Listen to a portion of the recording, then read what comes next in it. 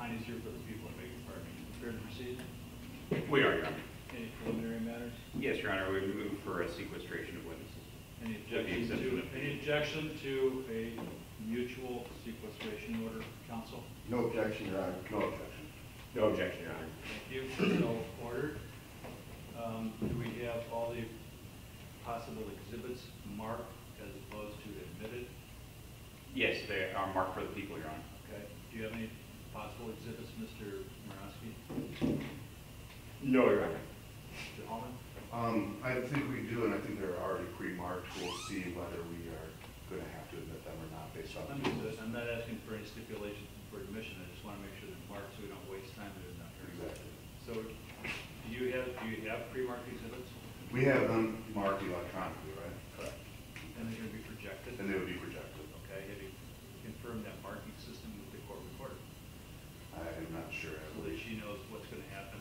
What's the number sequence? Well, one or? Not. It would be defense one. It would just be if we need it. All right. Mr. Allen? Your Honor, whatever I'm going to submit, I provided Mr. Hardy ahead of time. I'm not sure exactly what will be admitted. We will be moving the admission of any exhibits, but paper copies, we have stickers on them and they'll be ready to be entered sequentially. Okay, great.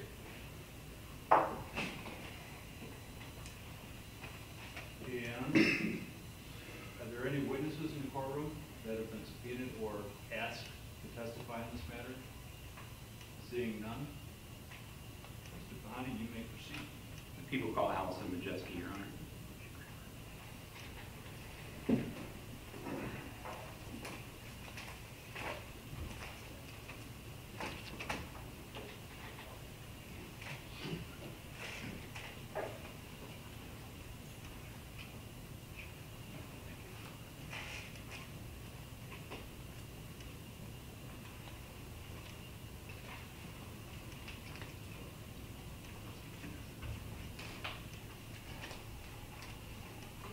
Jessica, if you make your way up to the witness stand right here, please. And when you get there, would you please stop and raise your right hand and face the court reporter?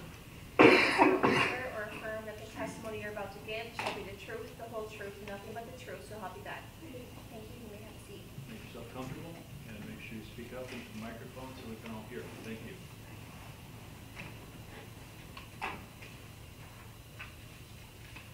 Don't seem to have a microphone here, Your Honor. Is that? Okay, very good. Ma'am, can you please state your name for the record and spell your last name for the court reporter? Allison Majeski, M-A-J-E-S-K-I. And Ms. Majeski, what is your address? 1927 East Kinde Road, Kinde, Michigan, 48445. And what township is that in? Dwight? And that's in Huron County? Yeah. State of Michigan, correct? Yes, Do you own that home? I do. When did you purchase that home? September of 2019. And did you purchase that home with another individual? I did. Who is that individual? Defendant Berry. Do you see that individual in court here today? I do. Can you point to him and tell me what he's wearing? White. Would the record please indicate that the witness has indicated or has identified Defendant Berry? It will. How did you know Mr. Berry? He was my significant other at the time. And how long did you live in the house with Mr. Berry? He was there from September of 2019 to December of 2021. And how did you purchase that house? Was that with cash or a mortgage or another way? Mortgage through North Star Bank. Okay. And how did you pay that mortgage? It came out of my account electronically. Did Mr. Berry contribute? He did when he was there.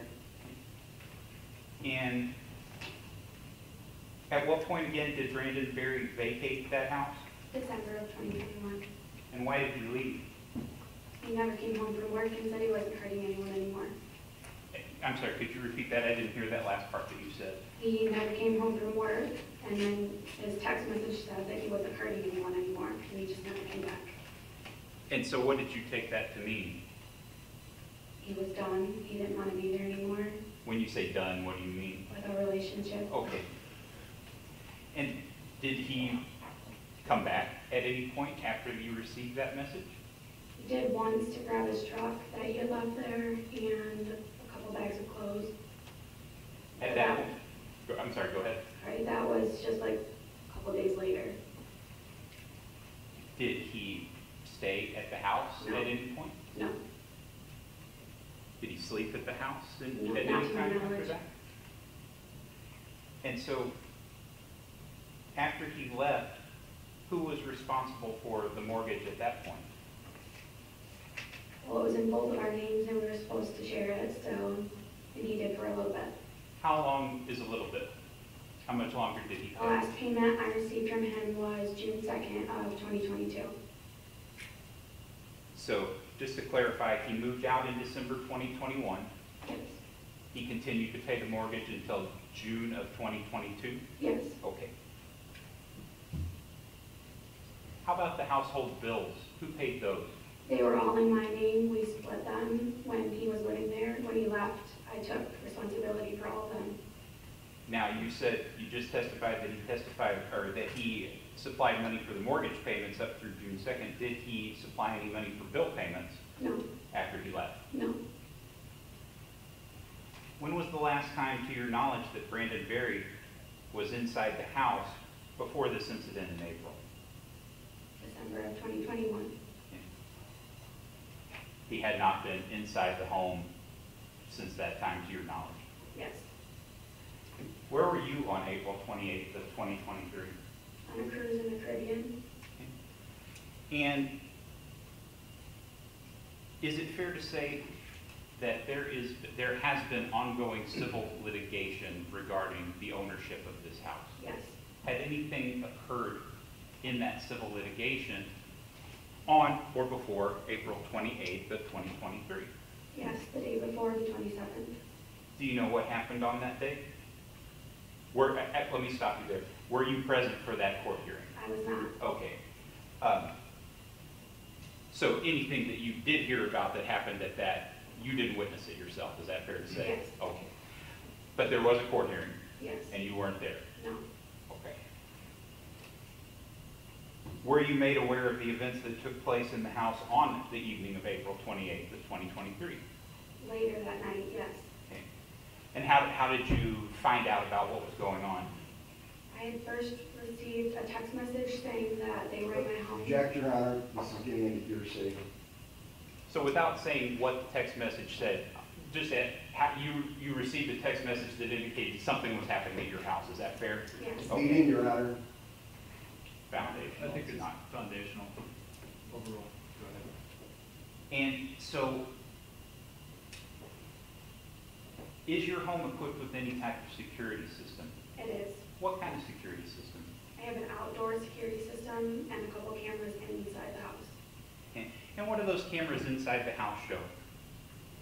The cameras inside the house show the three of them walking in. Oh, I'm sorry. If we were to look at video of the cameras from your house, what rooms of your house would they show?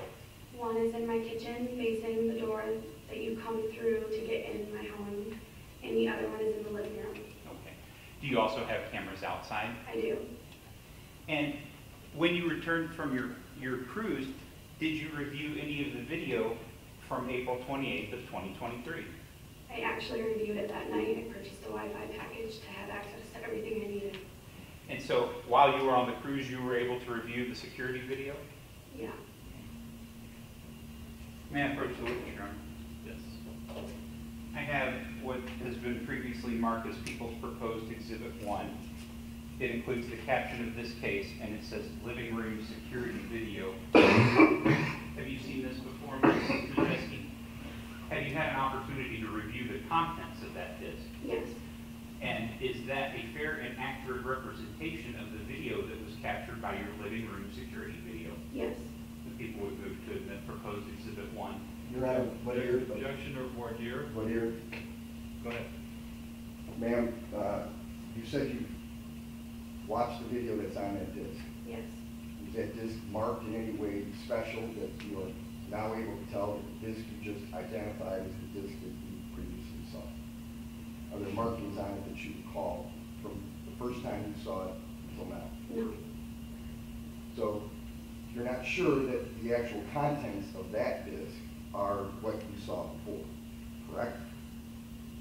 I guess I don't understand.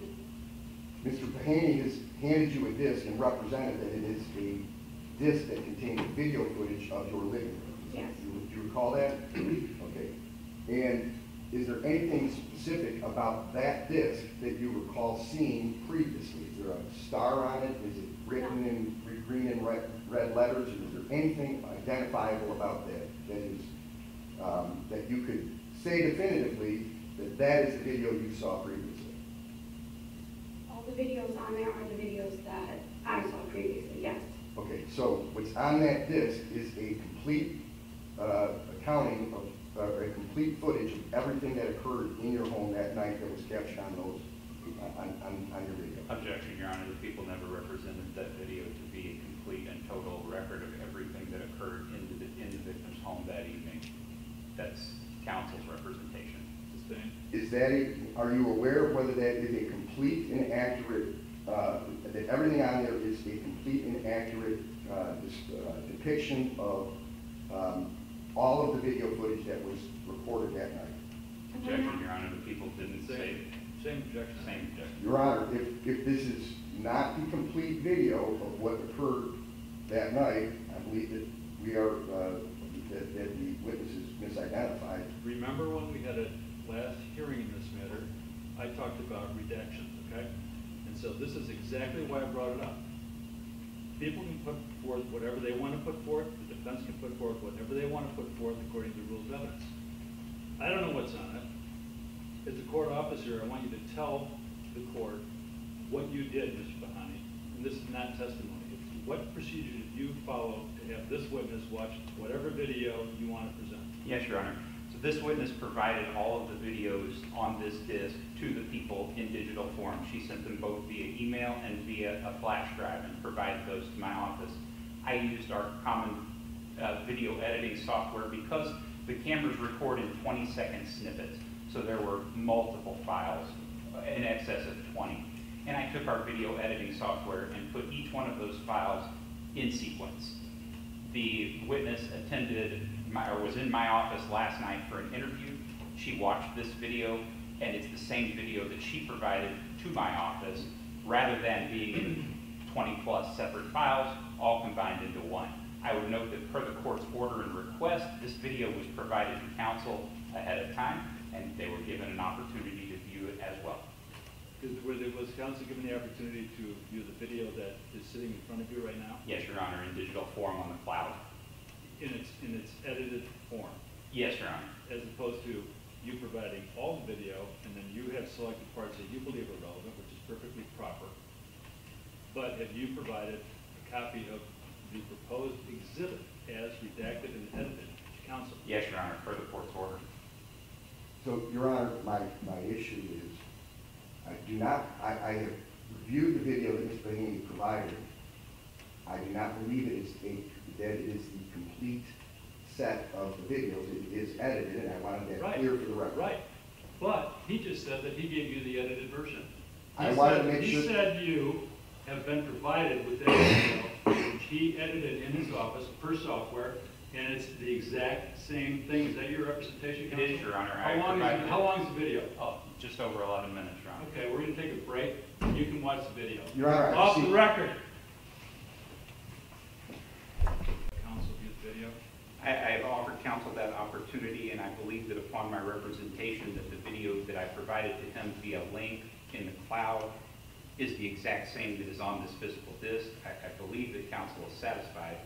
I would point out that all of our videos are also saved on the cloud. When the people do opt to present this exhibit to the court, it'll be presented from the cloud and not from this disc. Unfortunately, the rules of evidence, as the court is aware, are a bit antiquated as it comes to digital evidence, and would prefer a hard copy of a disc entered into evidence even when the evidence is available on the cloud. If the court prefers, or if counsel prefers, I can certainly play these straight from the disc. That's not necessary, Your Honor. I wanted to make sure that what was being presented to the witness was what was presented to me yesterday. That's what I wanted. So no objection? No objection, Your Honor. No objection. Mr. Borowski? Yes, just Mayor, one other witness. You may. Ms. Majeski, did you record the video, What video? the home surveillance? Did you record it yourself? No, the surveillance system did. So you didn't record it? No. Your Honor, I would object to the surveillance video as hearsay, as it can't be authenticated. We don't know who recorded it. Overruled. Witness testified that the surveillance system recorded it. Go ahead, Mr. Bahani. Thank you, Your Honor. Just for the record, Your Honor, is people's proposed one admitted? Yes, Exhibit 1 is admitted. Thank you, Your Honor. Ms. Majeski, after learning of the events that took place in your home on 4/28 of 23, how did you feel? Very scared and very unsafe. Why? Because these 3 people were in my home that I did not want in my home. And what effect has this event had on your life? Object is relevance, Your Honor. Relevance? Your Honor, the people's theory of the case is that the defendant's actions are intimidating to this particular individual, and that her state of mind is indeed relevant to intimidation. It's not even an element of any of the charged offenses, Your Honor, and I don't know how watching a video on a cruise ship about what's happening is intimidation. Is intimidation an element of Your Honor, the election? depending upon the testimony that is put forth by the defense witnesses, the people may amend and move for a bind over on a different charge at the end of the examination. I don't believe it's relevant. Go ahead. Then, Your Honor, we will reserve Ms. Majeski for rebuttal witness with the court's permission. That's fine. Okay. Then at this time, Your Honor, I have no further questions for Ms. Majeski. Cross-examination, Mr. Ramsey. Your Honor, may I cross-examine Ms. Majeski from the council table? You may. Thank you, Your Honor. You may be seated too if you like. All right, thank you. Ms. Majeski, you own a home on Kinde Road, Yes. specifically 1927 Kinde Road, Yes, and you bought that home with Mr. Brandon Berry, I did. and you bought that home from your father, I did. along with Mr. Berry. Yes. And when you bought that home, you went to the bank and got a mortgage, Yes. and there is a mortgage on the home right now, Yes. and that is in both your name and Mr. Berry's name. Yes.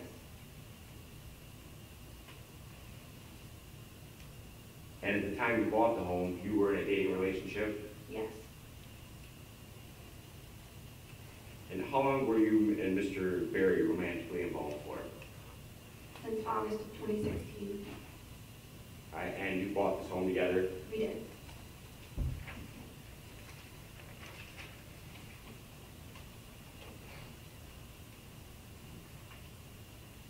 And there is pending litigation regarding this home right now. There is.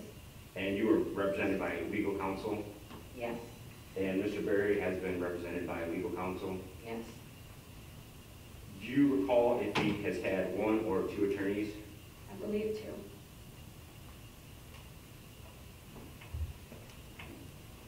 And at the time you bought this home, there was a deed prepared, Yes. and that deed contains both your name and Mr. Berry's name. It does. And if you recall, the deed states that you have joint tenants with Boris survivorship. Yes. So if you were to pass away, or heaven forbid, Mr. Berry passed away, the home would go one to one party or the other. Yep. And during the night of this incident, you were on a cruise, I was. and without internet at the time, how were you able to get in contact with the parties that were at your home? I had purchased a package through AT&T to have service on my phone, and along with my cruise package came so many minutes of So you- Wi-Fi, and I just added on to that to have more access. So you had internet with your original package. A little bit, yes.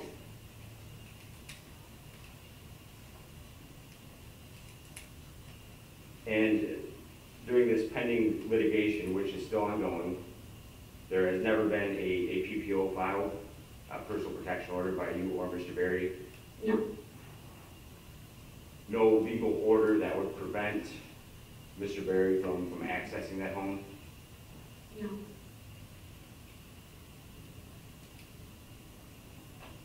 And at one point after Mr. Berry moved out, you changed locks? I did. Did you have permission for Mr. Berry to change locks? No. Did you give Mr. Berry a key? No. So without a key, there's no way he could have accessed the home? No. A home that he lived in and was part owner of, Was, yes. and currently is? He was living there. He currently is still owner, yes. So he is part owner of the home, but not living in it? Yes. And at no point did you guys have a landlord-tenant relationship? No. You weren't charging Mr. Berry rent? No. He wasn't charging you rent? No. So no landlord-tenant relationship existed? No. And at this time, Mr. Berry still has items in the home? A few that he has asked for through his attorney. I'm sorry, Your Honor, I didn't hear that last. Could you repeat that, please? A few items that he had asked through his attorney. I got a letter from Dale's attorney. And that would include a couch? Couch was not in there. Was not in the home? A couch in the home. Yes, He yes. had a couch in the home. Did Mr. Berry purchase a couch that is still in the home? He had paid for half of it. So he had paid for half of it. Yeah. And were there any other items left in the home? Yeah, I mean, he came back for his 2 bags of clothes, and then him and his friends grabbed the things he wanted through the period of the time that, I don't know, a couple days later, like antlers and deer tools and stuff like that. But there are still belongings that are still in the home, yes. And when he came to pick up these items, there was never an issue? No, he walked in, grabbed the bags, and left. So he walked in the house, picked up his items on these previous occasions? On that day, yes. Did this occur more than once? He came back a second time, yes. And it was stated that you were paying the mortgage by yourself, After June 2nd, yes. but Mr. Berry was paying the mortgage up until a point. He was. And at that point, when you changed the locks, he quit paying the mortgage? I don't recall the exact day that I switched the locks. And as far as the mortgage goes, if you didn't pay, would that affect Mr. Berry's credit It would. and your credit? It would, Because you're both on the mortgage? yes.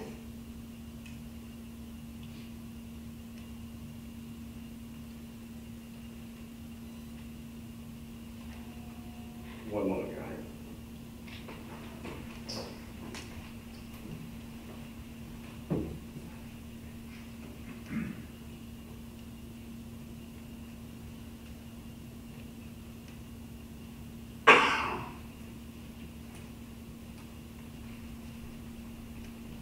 If I may, one more question, Your Honor. You may.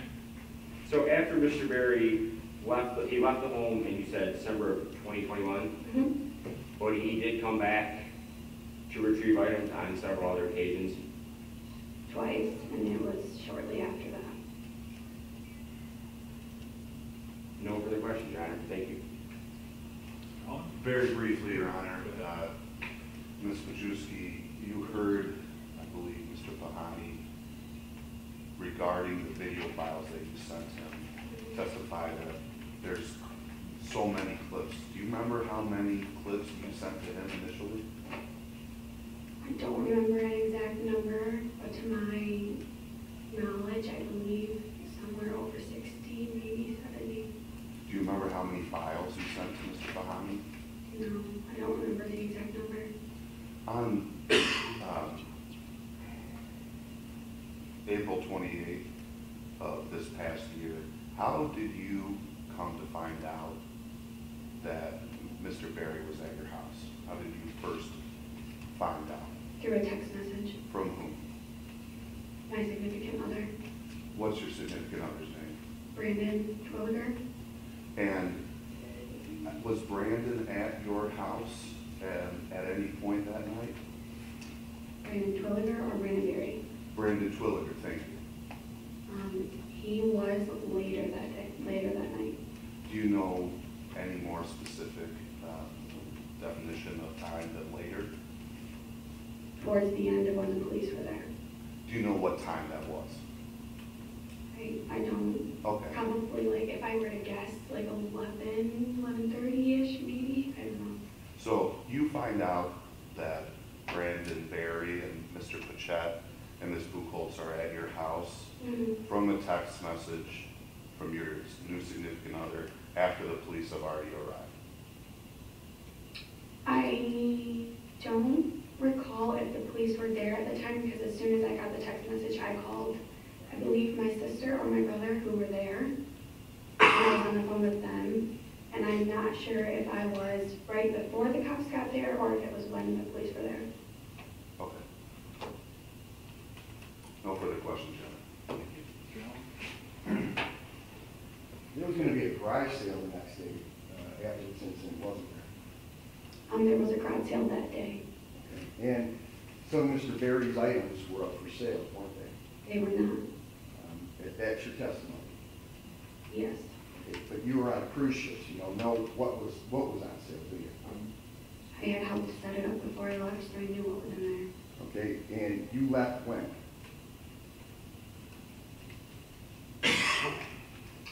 The 28th was a Thursday, Friday?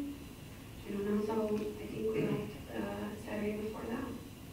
Okay, so you left 4 days before the garage sale? Something like that. Did you have surveillance video of everything that was being sold? I did not And you didn't provide any video of what was being sold, did you? provide, like, today? No, To Mr. Clam? no, Anyone else? no. So, on a cruise ship, if there were things of Mr. Berry's that were up for sale, you wouldn't know that, would you? Well, but my sister and everyone who was running the garage sale knows better than that, Okay, but you weren't there. right? Nothing outside. Redirect? Just briefly, Your Honor. You testified earlier that Mr. Berry had returned to the home at 1927 East Kinde Road twice before, and you testified shortly thereafter. Do you remember what month those incidents where he returned were? I believe December of 2021. Both of those incidents where he Yes. returned? And was it, with this garage sale that counsel has mentioned, was it your intent to sell any personal belongings of Brandon Berry at that garage sale? Absolutely not. Thank you, Murphy President.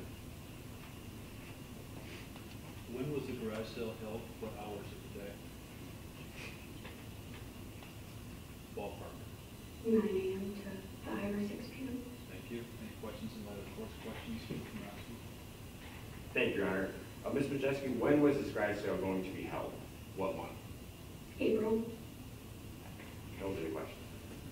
Any other questions? Mr. Allen? In light of the court's You questions? provided the inventory of items on July 21st, 2023 to your attorney, Mr. Salins, did you not? Mr. Allen, I just asked what the hours of the sale were. Is this going beyond that or what? It's going beyond the hour, Your Honor. All right. Your Honor, people are going to object that it's outside the scope of the court's redirect. Understood, Your Honor. Sustained. Mr. Holman? No more questions. Mr. Hine? We would ask that this witness be excused at this time, but subject to recall for rebuttal purposes. Any objection to the witness being excused, subject to recall, Mr. Morosky? No objection, Your Honor. Holman? No objection, thank Mr. you. Allen? No objection. Well, you may step down. Ms. Majeski, you're not to discuss the case with anybody. Understood? Thank you. The people call Alexandria Majeski to the stand, Your Honor.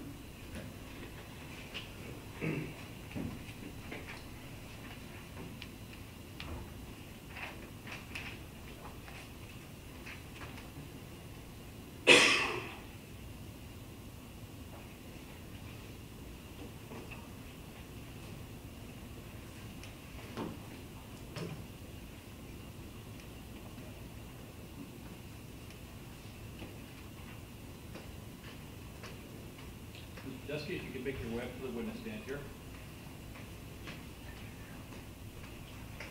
And when you get to the witness stand, please stop and face the court reporter and raise your right hand. Do you solemnly swear or affirm that the testimony you're about to give shall be the truth, the whole truth, and nothing but the truth, so help you God? Yes. Thank you. You may have a seat. Make yourself comfortable, Mr. Dusky, and make sure that you speak up so everybody can hear, okay? Thank you. Good morning. Can you please state your name for the record and spell your last name for the court reporter? Alex, A-L-E-X, M-A-J-E-S-K-I. And is Alex short for something? Yeah, Alexandria. Okay. And Alex, on April 28th of this year, how old were you? 17. Okay. And you remember that day? Yes. Where were you on that day? My sister's house, watching over her dogs in her house. And why were you watching over your sister's dogs and house? She was on a cruise. Okay. So, fair to say you were house sitting? Yes. Okay. And how long had you been there house sitting? She was coming home the next day, so 6 days. Okay. And were you staying overnight when you were house sitting? Yes, that was like the second day because I was at my mom's house. Okay. And what were your responsibilities while you were house sitting, other than taking care of the dogs? Just watching over the house, making sure no one came in that was not supposed to be. Okay. And up to April 28th of 2023, had anything unusual happened while you were house sitting? No. Is it fair to say something unusual did happen on April 28th? Yes. Do you remember about what time that was? They came in around, I think, 10:30. So something happened about 10:30 that afternoon. You said they came in. To whom are you referring? Who's they? Erin opened up the door. She opened it and then knocked. She was the first person that came in. When you Then say Mason. Erin, are you referring to Erin Buchholz? Yes, Do you see her in the courtroom today? yes. Could you please point to her and tell me what she's wearing? White and black. Would the record please reflect that the witness has identified Defendant Buchholz? You will. And so you say she came in first. Yes. Where were you in the house when Ms. Buchholz entered? I was in the living room. I heard a voice that I'd never heard before. I was scared. I was gonna go check, but I didn't because I didn't know. What were you doing in the living room at that time? I was on TikTok and my cousin was doing homework. Okay. What's your cousin's name? Jaden Eisler. Was she staying there with you as well? Yes, because I'm scared to stay there alone, obviously. Okay. And so you testified that you heard an unfamiliar voice. What happens next? Erin walks in the living room first. I was in shock. I didn't really say anything right when she walked in. Then Mason did. And then Brandon Berry did. And do you recognize Brandon, or did you at the time recognize Brandon Berry? Yes. How did you know Brandon Berry? He was gonna get married to my sister. Okay. Do you see him here in the courtroom today? Yes. Could you point to him and tell me what he's wearing? White and a blue tie. Would the record please reflect that the witness has identified Defendant Berry? It will. And you said another individual was there too. Did Mason. you say Mason. Did you know who Mason was at that time? Yes, we actually welcomed in our house like a month before that because he was drunk at the bar and we didn't want him to drive home. And do you see him here in the courtroom today? Yes. Could you point to him and tell me what he's wearing? Pink with a blue tie. Would the record please reflect that the witness has identified Defendant Pechette? Yes. And so they walk in, and what happens next? Erin makes herself at home right away. She said this is Brandon's house. She can do whatever she wants. And when you say she makes herself at home, what does that look like? What is she doing? She sits on the chair right in the living room, puts her feet up on the end table, and starts drinking her liquor that she brought. And where are the others at this point? Defendants Pechette and Defendant Berry. Mason stood off to the side because Brandon walked in, sat on the couch. Mason stood off to the side in the dining room because he said he had his shoes on, and Brandon said he don't care, it's his house, come on in. And so what are you doing at this point then? I got the courage to stand up. I told Jaden to get in the bedroom. I said I was calling 911, and I took the dogs into the bedroom. And did you call 911? Yes, Erin said she was gonna, but I said no. And so you're in the bedroom of the house at this point? Yes, Is there a door to the bedroom? yes, but there's no lock. So when I was on 911, Erin actually tried to bust down the door when I was in there. When They you hear say, the door crack in half. I'm going to stop you there for a sec. When you say she tried to bust down the door, what do you mean by that? She was trying to open the door handle and using her weight on the door to open it up. Was she successful in opening the door? No, because I was telling the cops and then she finally walked away. Okay. And so you're on the phone with 911, and are you in the bedroom at that whole time? Yes. So you don't see what's happening in the rest of the house at this point? Is that No, fair to and say? that's when I called my brother too on my cousin's phone. Okay. And where was your brother at that time, if you know? He was at his girlfriend's house, which is like 4 miles away, 3 miles Okay. away. And what do you ask of your brother? I said that Brandon, Mason, and Erin are in the house and I don't know what to do and I'm scared. Okay. And so what happens next? He gets there, I said he was frustrated because he didn't know if they hurt me or not. So he went in there and talked to Brandon, and then I said, Austin, don't, the cops are on their way. I just want you here with me. So it's fair to say that your brother arrived before the police did? Yes. Okay. And what happens next? We just waited for the police. I think Skylar and Austin he came next. And how did, who are those individuals? So Skylar is my cousin Jaden that was staying with me, boyfriend. Okay. And the other individual that you mentioned, who is that? His friend. Okay. And why did they come?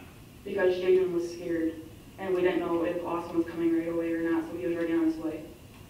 Did you see Jaden make a phone call then? Yeah. So she called these people? Yeah, Okay. I called my brother off of her phone, and then my dad. My dad said he would come later if he needed to, but he knew the cops were on the way. Okay. And so at some point, the police do show up. Is that fair to say? Yes, the Okay. first one was him. And you're pointing to Deputy Levick, is that Yep. correct? Okay. And so the police arrive and they take over the situation, is that fair to say? Yeah. Okay. Now, at some point, as the evening progresses, is it fair to say that something else happens? Yes. And what, can you explain to the court what else happened that evening? We're all standing, like, the people I called, we were standing in the kitchen Why was everybody in the kitchen, Alex? because the cops were talking to the 3 individuals in the Okay. living room. Did they tell you to go stand in the kitchen? Yes. Okay, and so what happens when you're standing in the kitchen? So we were standing there and they came in with Erin. I don't know which cop, I think it's the one out in the hallway. He came with Erin and she shoved my brother against the wall. My brother's hands were up in the air, so there was enough room to get by her. And she had her hands up too, but she used her body weight to push against Austin. And then I was standing on the other, like by my brother, but there was completely enough room for her to get around me, and she did the same thing to me. So she made contact with you? Yes. What part of her body made contact Her with you? chest. And what part of your body did her chest touch? My chest. Okay. And did you give her permission to touch you? No, I told her to stay away from me before that happened, after she tried to get down the door. And so after she makes contact with you, what happens? The cop said, get outside right now, and he grabbed her arm and took her outside. Okay. And so is it fair to say then, eventually, that the police take care of this situation Yes. and then do you stay there overnight or do you go No. home? I went to my sister's friend's house. His name is Brandon Twilliger. Now, you said, actually, Your Honor, at this time I'd like to display People's Exhibit 1. Do that. Alex, are you aware that your sister has security video or security system inside her house? Yes. Okay. And that there's video of the living room? Yes. Okay. Well, that's been previously admitted by the court, so I'd like you to watch part of this video.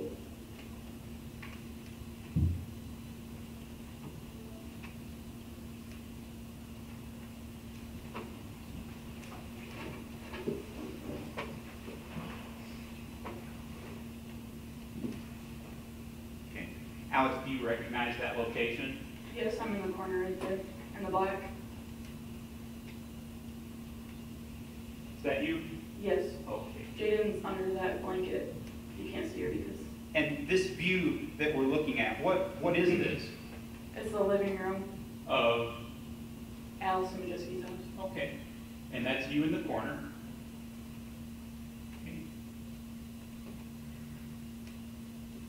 What are you doing here? What the fuck are you doing here? I'm hanging out at Brandon's house. No, get the fuck out of here. No. Get the fuck out of here, Brandon. You know better than this. Oh, yeah. About what? How does it feel better? Call Allison. No, call me. What are you gonna say? Oh. Mason. So where are you at that point? I walk away. I had to collect myself before I grabbed the dog, so I walked away, got my phone, was calling 911, went back, well, before I called 911, I got the dogs and grabbed the dogs and put them in the bedroom, and that's when I called 911. It's comfortable here.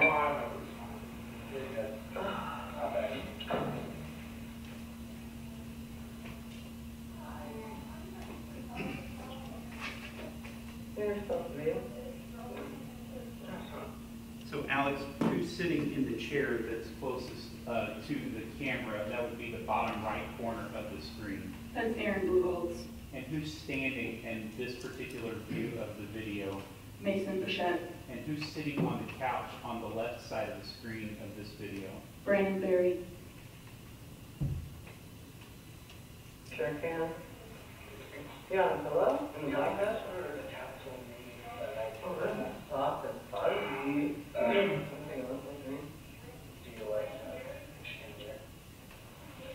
Ew.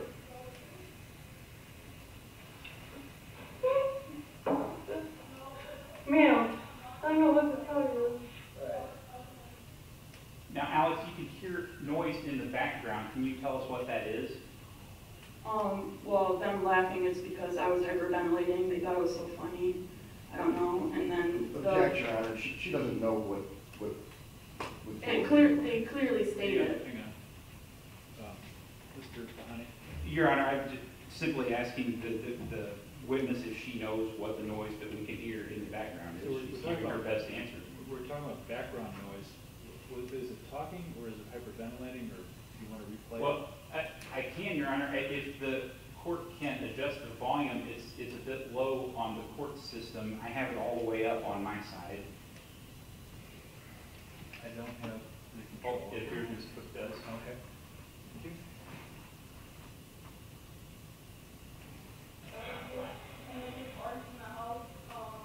You good, I'm not. Okay. The voice that we hear in the background during that segment of video, whose is that? That's mine. Okay. Listen. Sustain. Listen. Listen. Listen. This is funny.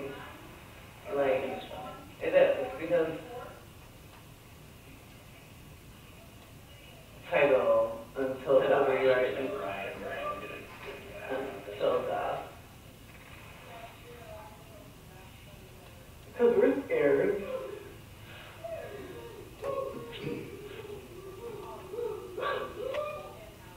Did you hear that noise that we just heard on the video, Alex? Yes. Do you recognize what that noise was? Yeah, it was me. And why were you making that noise? I was hyperventilating, crying. Why? I was scared. Okay. Oh my gosh. We could come to this house. I don't know, you really can't, like, that's how, like, support, like, Lowe's wall. Saying, like, all the work I did. That's pretty, did a good job. Your Honor, I'm going to object to, for relevant purposes, she finished hyperventilating. When are we still watching this video for? I'm just wondering. This video has been admitted. I can display it to the court at any time. I just was wondering, because we were talking about hyperventilation, and Well, now we're still watching. The witness testified about hyperventilation before it was heard on the video. We heard it. It's admitted into evidence. I had no problem. If that's I an just was objection, wondering what if the it's an- prosecutors. If it's an objection, it's overruled. Thank Go you. ahead.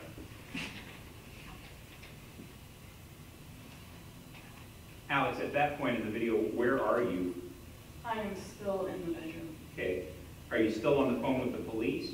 Yeah, I stay on the phone with the police until the police get there. Okay.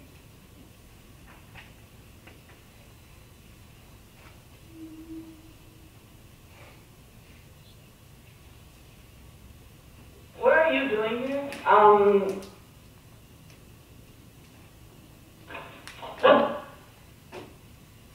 let's pick it up at the beginning again. Your Honor, I believe that's sufficient for the video at this point in time. Alex, you testified on a couple of occasions that you were scared. Scared of what? I didn't know what they're capable of doing. By the looks of it, they're drunk. I didn't know what they're capable of doing to me. And when you say they were drunk, what gave you that impression? How they're acting, and they all came in with open intox. You could see Mason hiding his behind the couch, and the one that he had open behind the picture frame. Thank you. I have no further questions for the witness at this time, Your Honor. Cross-examination, Mr. Morosky? Yes, Your Honor. Good morning, Mr. Deskey. So my name is Michael Morosky, and I represent Mr. Berry here. I'm going to ask you a few questions. I understand that it's nerve-wracking being out there, okay? So I just want you to be open and honest with me, okay? How much older is your sister than you? 8 years. 8 years. So were you guys in, like, high school, or were you in elementary school when she was in high school? Yeah. And at that time, she was dating Mr. Berry? The time of the break-in? No. When you were in elementary school and she was in high school? Yes. So Mr. Berry was part of your family at that time? Yes. And at some point, they bought a home together?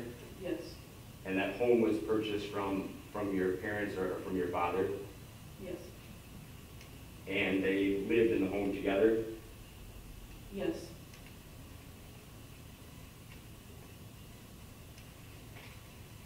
And after they bought the home, they lived there together, right? Yes. And then they got engaged Yes. while they were living in the home together? Yes. Objection, Your Honor. These questions are irrelevant for this witness. The proper witness for this particular line of questioning would have been Allison Majeski. This witness is giving information that's secondhand. Relevance? Your Honor, it's relevant to the point that, Mr. Berry has a constitutional right to a defense, Your Honor. She does, but, The people have an absolute right to the Michigan Rules of Evidence. So, you can ask a couple more questions on this deep background or remote background, but then you need to move on. Yes, Your Honor, thank you. But they own the home together, they got engaged, Yes. and they lived in the home together. Until he decided to move out, yes. And he went there on previous occasions to retrieve stuff. Foundation?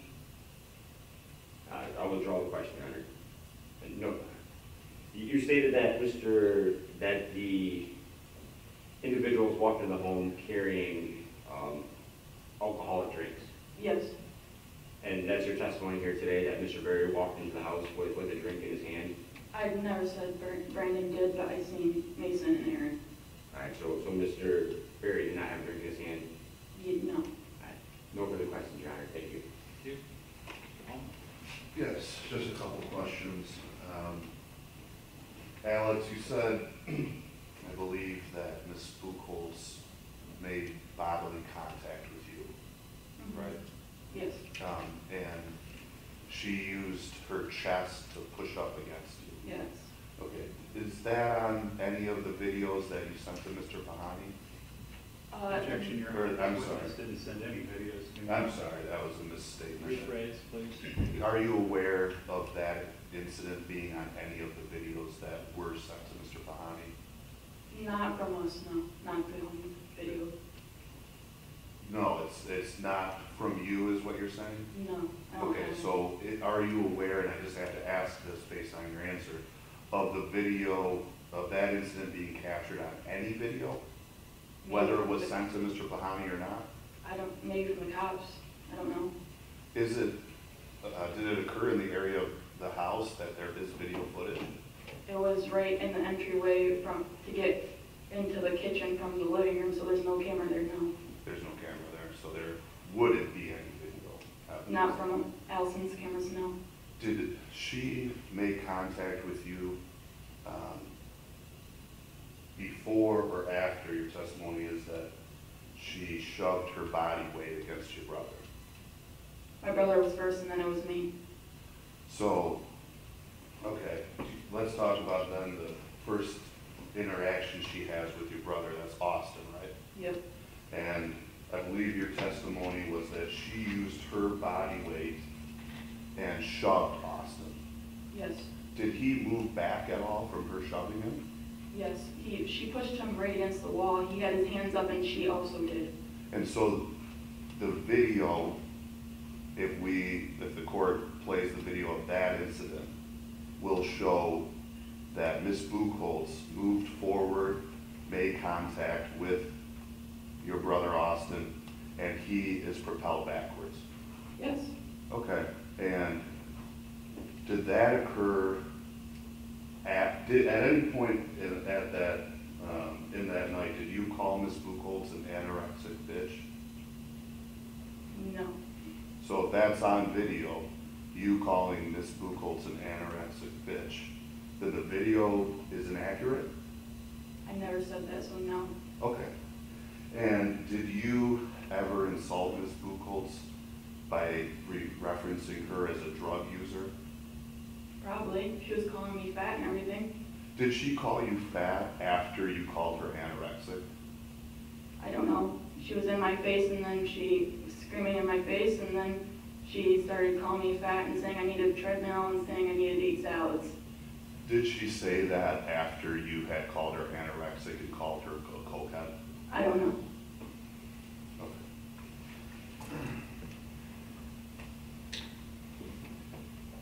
When the three individuals, Mason and Ms. Buchholz and Brandon, walked in that day, do you remember what order they walked in? Yes. Who came in first?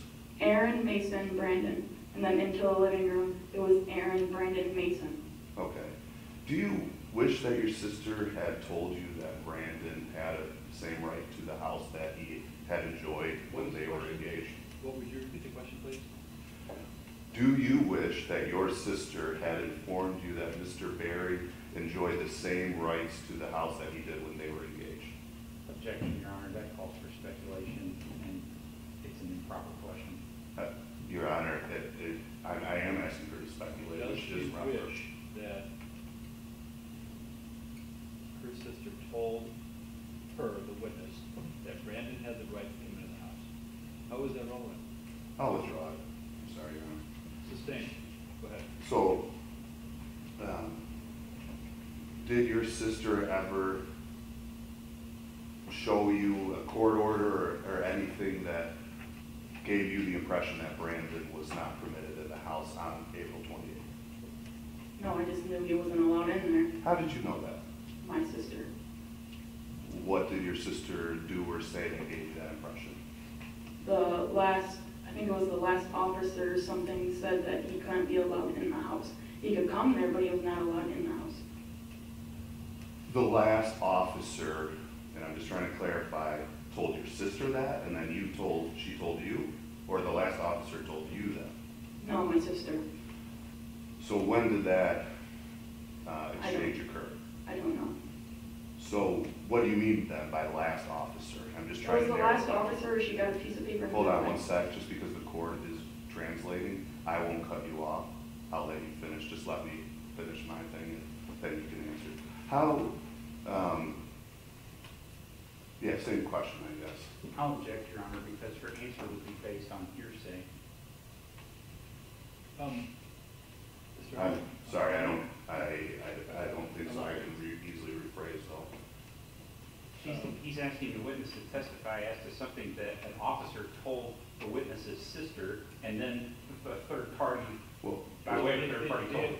The impression that the court has is that the witness is testifying possibly about a different occasion. And it's just not clear to me whether or not this witness heard the last officer on whatever occasion it was say something about what she said, which was he could go there, but he couldn't go in the house. So, Mr. Hallman, if you could kind of... That's what I'm trying to do. Yeah, I'm trying to clarify. As to what the situation was involving the last officer, was it on the April 28th incident or some previous incident or things like that? You heard the court. That's what we're trying to figure out is where you got that impression from. All I know is my sister told me that he was not allowed in the house. I don't know if it came from the last officer when he threw garbage in the yard, or did the burnouts. I don't remember which one he did, because he did both, or if it came in the mail. That's all I know. I don't know anything else. Okay, that's all the questions I have for now, Your Honor. Thank you. Thank you. Mr. Allen? Do you recall speaking with Deputy Lessig on the night of the incident question? Is that him? I've never met Deputy Lessig in person, so There's no deputy Lessig in the Huron County Sheriff's Office. You talk about Lepic? yes, Your Honor. I am most apologetic. Okay. Lepic. Is that him? I can't read his badge, Your Honor, but I'm assuming that that's Mr. Lepic. Yes, I did. Okay. And you gave him a statement that night, did you not? What was it? Do you recall giving him a statement? Can you explain? Do you recall talking to him at all? Yes. Okay. Do you recall what you told the deputy? I told them that they were not allowed in here and they're here. Okay. That's why I called 911. Do you recall telling him anything else? Don't know. Do you have any other conversations with any of the other officers that night? I don't remember. I don't think so. Okay. And did you tell Deputy Lessig that Alex told me that Allison and Brandon purchased the house together when they were dating? You told him that? Maybe? I don't. You wrote it down. He's lying. Probably not. I probably told them that, yes. And then it said for the first 6 months after they broke up, they had lots of problems with Brandon. Do you recall telling him that? I don't. Probably because I told them that we called the police before because of the garbage and all the incidents that he did outside. Okay. So you don't have any reason to doubt that you gave that statement to the deputy, correct? I don't. I think I did. Yeah. Did you tell him that today he ripped garage sales out that they had posted? I said he might have ripped the one out from the one on the corner because it was gone. You said he might have, Yes. because you didn't know whether he did or he didn't. No. Okay. Do you have any insight as to why the deputy said that today he ripped garage sales out that they had posted? He might have got confused. I said he might have ripped them out. I don't know. Okay. There was a lot going on that night.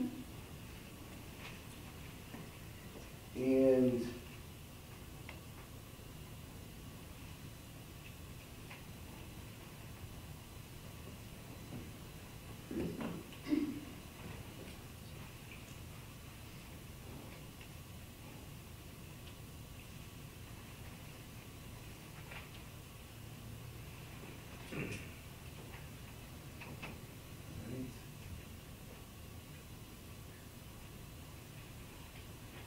you recall telling deputy here that Allison was on vacation and that you were house sitting and dog sitting for Allison? Do you recall telling him that? Yes. And did you make a statement that Brandon, Erin, and Mason showed up drunk and just walked into the house? Yes. That was a statement you recall telling him that? That's what happened. So yes, I did. You just walked into the house. You said that. You said those words. I don't know. Okay, but you don't have any, that is your testimony today, is that they just walked into the house, I correct? did. Okay, I'm sorry.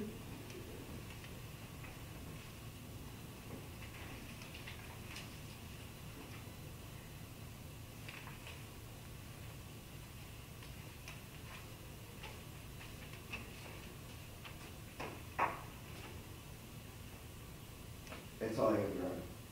Redirect? No redirect, Your Honor, but I would ask that this witness be reserved in the case of the need for rebuttal. Very well. Mr. Jeske, you're excused for the time being, subject to being called later on, and so we need to not discuss the case or your testimony with anybody, okay? Okay. Very good, thank you.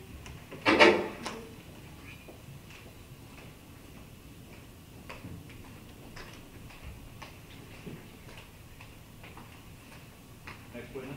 Your Honor, the people called Deputy Nathan Lepic to the stand.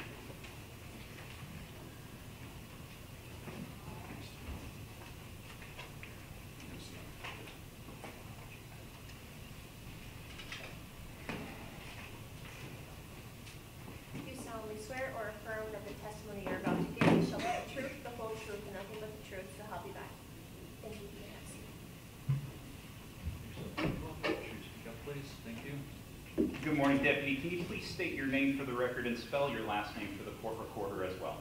Nathan Levick, L-E-P-P-E-K, And how are you employed, sir?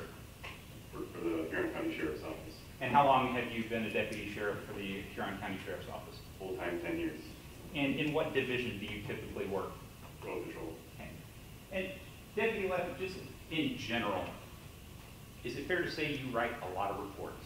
Yes, Are your reports, when you take witness statements, are those direct transcriptions of witness statements? no, Okay. Are there ever times where you will put a direct quote from a witness in a report? occasionally, very rarely. Okay. But it's fair to say that they're typically your interpretation, Summarization. a summary of a statement. Very good. Thank you, Deputy. Let me ask you, were you working in your capacity as a patrol deputy on April 28th of 2023 at about 10 in the evening? Yes, And at some point were you dispatched to a call in Dwight Township? yes, And what was the address to which you were sent? 1927 East Kinde Road. Okay. And that's again, in Dwight Township Yes, in Huron County, Michigan? yes. Okay. And what was the nature of that call? I believe it was dispatched as a possible large fight between several people. Okay. And if you recall, about how long did it take you to get on scene there, from the time that you were dispatched to the time that you arrived? Approximately 10 minutes. Those were near the Bax area, I believe. Okay. And upon your arrival, what do you find? Alex Majeski and Austin Majeski met me at my vehicle in the driveway. I had already been familiarized with what was going on there because I had spoken with Brandon earlier in the night on the phone. So I was familiar with the situation, and they explained to me what had occurred and showed me the way into the house, and I went into the house. Okay. What was the state of mind of these two individuals upon your arrival? Alex was very upset, seemed scared, borderline tears, and occasionally was in tears, and Austin seemed angry and upset. And so at some point then, do you go into the house? Yes. And what do you find as you go into the house? Right as I entered the house, Erin Buchholz met me at the door. And do you see Erin Buchholz here today? Yes, Could you please point to her and tell us what she's wearing? wearing black and white. Would the record please reflect that the witnesses identified Defendant Buchholz? And she met you at the door? Yes. And what observations at that time did you make of Ms. Buchholz? She had a glass in her hand with a clear liquid in it. Slurred speech. She had glossy eyes, appeared intoxicated to me. And is it fair to say that in your experience as a patrol deputy, you encounter a lot of intoxicated individuals? Yes. Okay. And so what do you do next? She leads me into the living room. And who do you find there? Mason, Pechette, and Brandon Berry. And could you please point to Mason Pechette and tell the court what he's wearing today? Since right here is wearing a light pink shirt with blue tie. And would the record please reflect the witnesses identified Defendant Pechette? Will. And would you please point to Mr. Berry and tell the court what he's wearing? Berry's over here, he's wearing a white shirt with a blue and purple tie. Would the record please reflect that the witnesses identified Defendant Berry? It will. And Deputy Levick, where are these individuals when you get into the house? Erin led me into the living room, and then Mason and Brandon are sitting on the couch in the living room. And what does Erin do at this point? I don't remember if she sat down or stayed standing at that point. But Okay. eventually she did sit down. Now, you mentioned just a moment ago that you had prior contact with Brandon Berry, is that correct? Yes. What were his concerns? Why did you have prior contact with him? Let's start out with when did you have prior contact with him? Earlier that night, I spoke with him on the phone. Do you recall about what time that would have been? I do not recall. If you had to Several make hours an estimate, before. several hours before. And what was, that was a telephone conversation. Correct. And what were his concerns? Why was he calling you? He was concerned about his stuff being sold at a garage sale. Okay. And then he also discussed the situation with the house and that he was still in the title and he wanted out of that too. So you had a basic awareness of something that was going on with this property? Correct. And what did you tell him about these items that he was concerned with at the garage sale? I suggested the next day when the garage sale was happening that he go to the house, or to where the garage sale was being held, and have an officer come for a civil standby so that he could retrieve his things if he was concerned that they were being sold. Is that a common service that the sheriff's department provides, a civil standby? Yes. Okay. And so, at any time did you advise him or tell him to enter the house that evening? No. Did he ask you about entering the house that evening? He may have brought it up, but I told him, advised him it would be a bad idea. Okay. So you're now back to the night of April 28th. You're in the living room. Mr. Berry and Mr. Pechette are on the couch. You believe that Ms. Buchholz is now seated. What is the nature of your conversation with these defendants at that particular time? At that time, I was trying to calm the situation. Everyone was upset in the house, and there was getting to be quite a large group of people, and it was just me there as an officer at the time. Who were all of these people? We had our 3 defendants, and then Alex, Jesse, Austin, and then just a group of who I assume were friends and family of the Majeskis.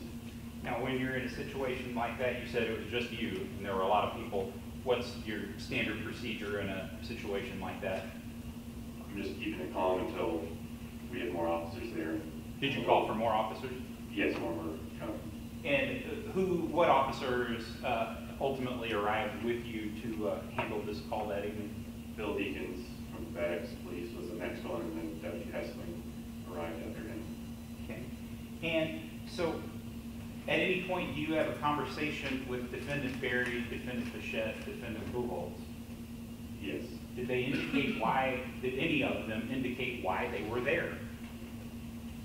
They were there because, I don't know the exact words, but ultimately to solve the problem with the house, the deed. And was your conversation, your interaction with these individuals recorded on your department-issued body cam? Yes. May I approach the witness? Yes. Deputy Levick, I have a disc that's been marked as People's Proposed Exhibit 2. It has the caption of this case as well as the words Levick Body Cam. Have you had the opportunity to review the contents of this disc in digital form via a link sent to you? Yes. And are those a fair and accurate representation of the events that were recorded on your department-issued body cam that evening? Yes, it's a portion of it. Okay. The people would move to admit Proposed Exhibit 2. Objection, voir dire? No objection on board here, Your Honor. Thank you. Say no. Mr. Allen? You watched that disc. I watched a link that you sent me via email. You didn't put the link on that disc. No. Okay. And Mr. Behind, you are representing to the court, as an officer of the court, that what is on the link is on the disc. Yes, indeed. Thank you. Very well. Permission to display people's two. Or actually, is it admitted, Your Honor? Exhibit 2 is admitted.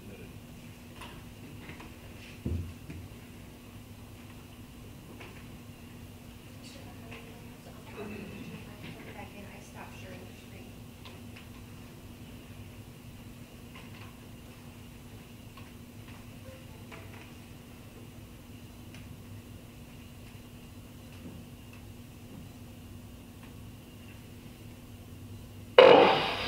What's the plan here? What's the goal here? But I think you made your point. No,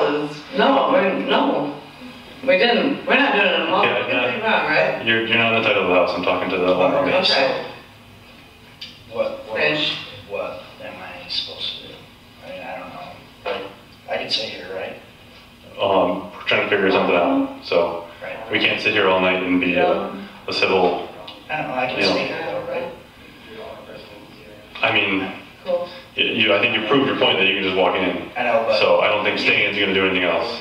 Right, but are you, What'd you say? like, I think your point's been made. You know what I'm saying? Is that what Like I'm it's doing? sitting. this is my house, dude. Would you leave your I house just- if a bunch of punks were in yours? That's funny. They weren't here until you were here. This is my What are you fucking doing? house. Yes, but your logic is backwards. They weren't here until you were here. Now the pumps are here.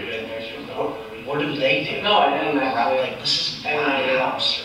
Okay, what was the last bill you paid here?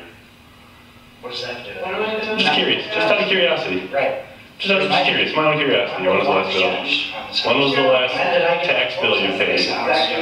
When was the last tax bill you paid here? Just out of curiosity. Every month. You pay a tax bill every month? Yeah, right. Well, You're taxes don't come lying every through your month. teeth, Brandon. Hold on, taxes You know don't. what escrow is? Yeah, I know what escrow is. Do you pay the house payment? Hey, Yep. Every month. oh, You pay. oh, Okay. you think you're gonna? He's lying. My family. He hasn't paid a single dime in over a year. Yeah. Do you? This is why the court is going on. Cool. I get the. So, If it's not here, I'm not gonna wait for it. I gotta stay my ground. Every month for his house, he's been here. I think your point's been made. So if she's not here, why don't you come when she's here? Right? I'm just wondering. Hey, look at me. Hey, Just curious. why are you looking at me when I talk about that?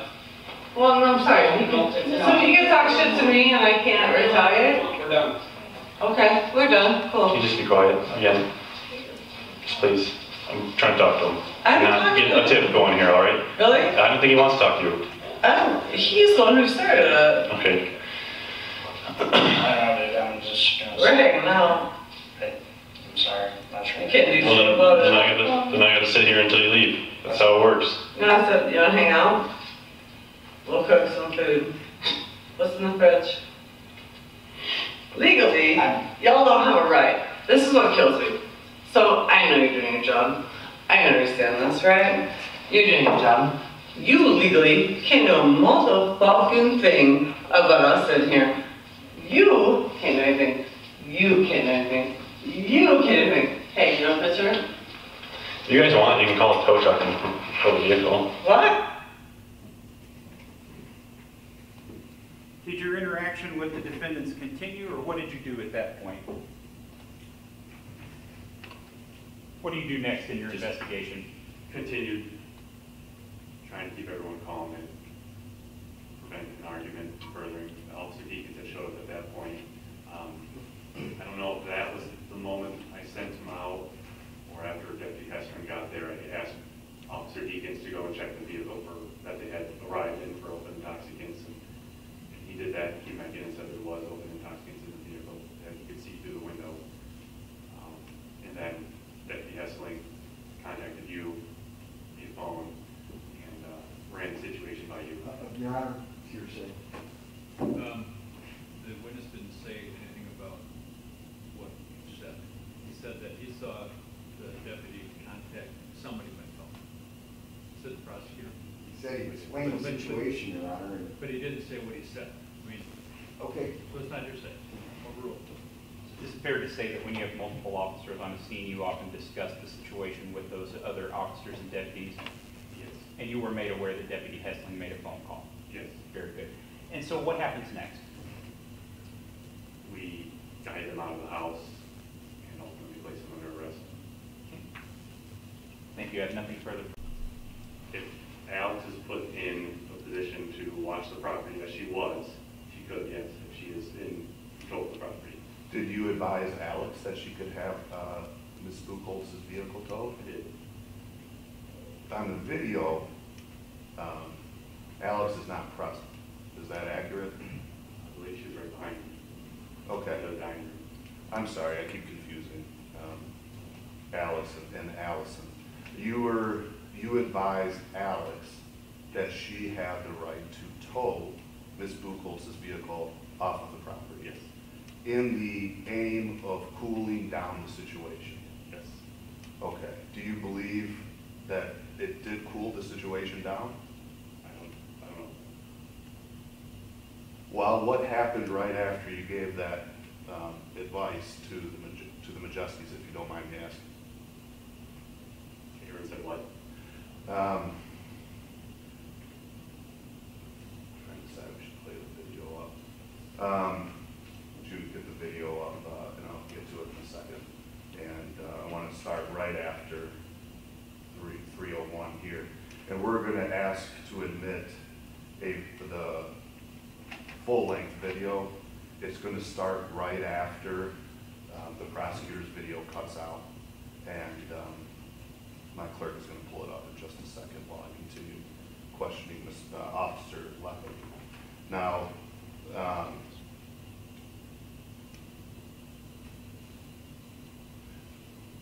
you testified, well, Mr. Bahani, and you were just discussing the matter that you had already talked to Mr. Berry before arriving on the scene, is that right? Several hours before the complaint. Now, Mr. Berry called you directly, or did he call the department, or? He would have called dispatch. Okay, so it's not as though you knew Mr. Berry. Right. Okay. Do you know any of the defendants that are sitting in front of you today in any capacity other than being the defendants in this matter? I was familiar with the Erin just from working in the caseful area. Okay, since that night has happened, have you gotten to know any of the defendants in any other capacity?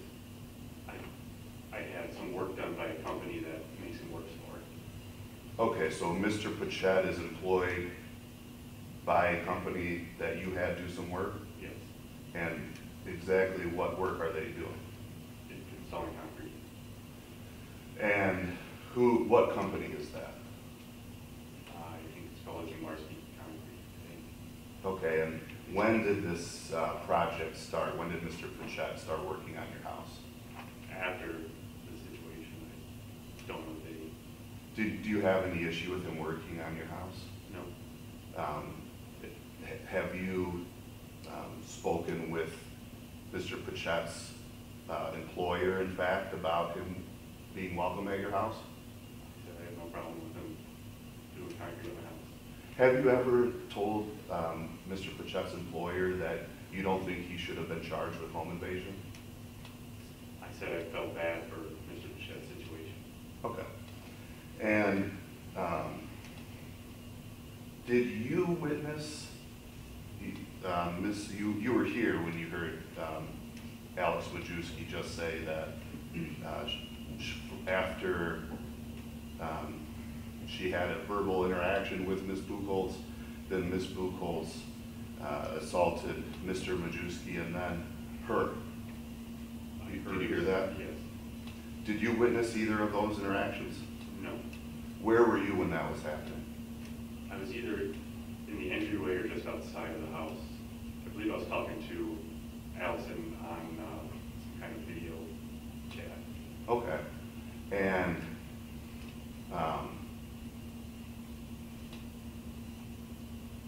do you have a video pulled up? I do. Your Honor, we would like to move to admit, this is the full link that we were originally sent by the prosecutor of, I believe it's Officer Leppick's body cam. That's correct. This is the video that was provided through the link of Hang on a second. Your name, sir? Yes, I'm sorry. Record? My name is Alex Leguru. I'm the law clerk for Mr. Zachary Can you Hall. spell your last name, please, for the recorder? Of course, L-A-G-R-O-U. And tell me again what you are moving to admit, Mr. Holman. This Full-length is- video of the body cam Yes, for the whole evening. from the entire time that Officer Leppick arrives till the time the body cam turns off. That's what I'm moving to admit. I'm not going to suffer the court through the entire video. I just want to admit the entire video. Your Honor, number one, the defendant has, or the defense has laid no foundation for the admission of this. He's not asked any questions of the witness at all as to the authenticity of this video. Number two, the court ordered that any segments of video that would be used in the exam be provided to the people prior, just as the people provided, I'm not done, just as the people provided those videos to all defense counsel ahead of time. We've received nothing from any defense counsel. I don't know what he's going to play, and I can't stipulate to its It authenticity. says it's going to play the body cam from when it started until it ends, until it turns off. So he's going to play an hour and a half of video. Your Honor, I just gave testimony. That's not You my... didn't testify, you said something. What is it you said? I didn't mean to Well, let's misspeak. just be accurate here. Yes, I agree. So about how long, how many minutes? And I don't care how long it is, don't 1 take minute that. is Okay. what I'm looking to show the court. All right, you want to play a minute of some discovery material that you were saying you got from the prosecutor? Yes. Okay, lay a foundation with your law clerk, and then we'll see if it gets admitted. Okay. Alex, where did we get the video you're about to show? Where did we get the video from? Your Honor, this was the video that was provided through the link prosecution from Huron County. The link provided actually all of the house video, so all of the clips that we saw earlier that were put together. It also provided all of the body cam footage for Deputy Lepic, Deputy Hessling, and also Officer Deacon as well. These are full-length, unedited videos. The one that I'm about to put on is the full-length video of Deputy Lepic. It's an hour and 30 minutes. I'm going to start at 17 minutes, 52 seconds because the incident that was shown on camera right here ends at exactly 18 minutes and 3 seconds. Okay, thank you. And Your Honor, I just want to add that, considering Mr. Pahani's objection, this was provided to him yesterday, even though he provided it to us Well, initially. you know, we're not going to get into. Well, I'm just saying. We're not getting into a tit for tat. We're going to watch the video because the same arguments apply both sides. And he says, your clerk says it's an hour or whatever. Again, I'm not having a problem with the time because I don't want to limit anybody's constitutional rights here. You just said a minute. So how long of a video are we going to watch? We are going to watch 1 minute of an hour and 20-minute video. Just want to make sure we're on the same page. Okay. I was just going to ask that this witness is now authenticating evidence. He needs to be sworn.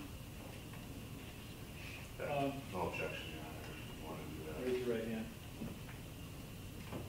Do you solemnly swear or affirm that the testimony you just gave and you're about to give the truth, the whole truth, nothing but the truth? So I help you did. God. Thank you. And Alex, can you point it to where the full-length video is actually, I think, 19 minutes? What number exhibit is this? This As is I had asked at the beginning, the very beginning of this proceeding, what number is this exhibit? This proposed? And I believe this, I had answered, defense proposed to the 1, and that's what we'll go with. I don't think we've admitted anything else that we have. You said 1, but I didn't know which one it applied to. So, the 1 minute is exhibit 1, right? Yes, Your Honor. Any further objection, Mr. Pahani? If we're just talking about a 1-minute clip, no objection.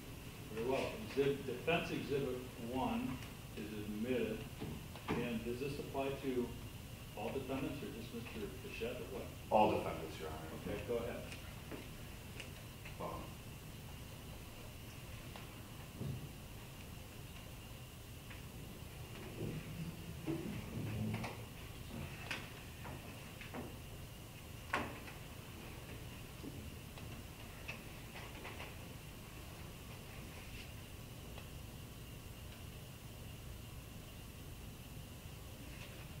Fucking thing about us in here.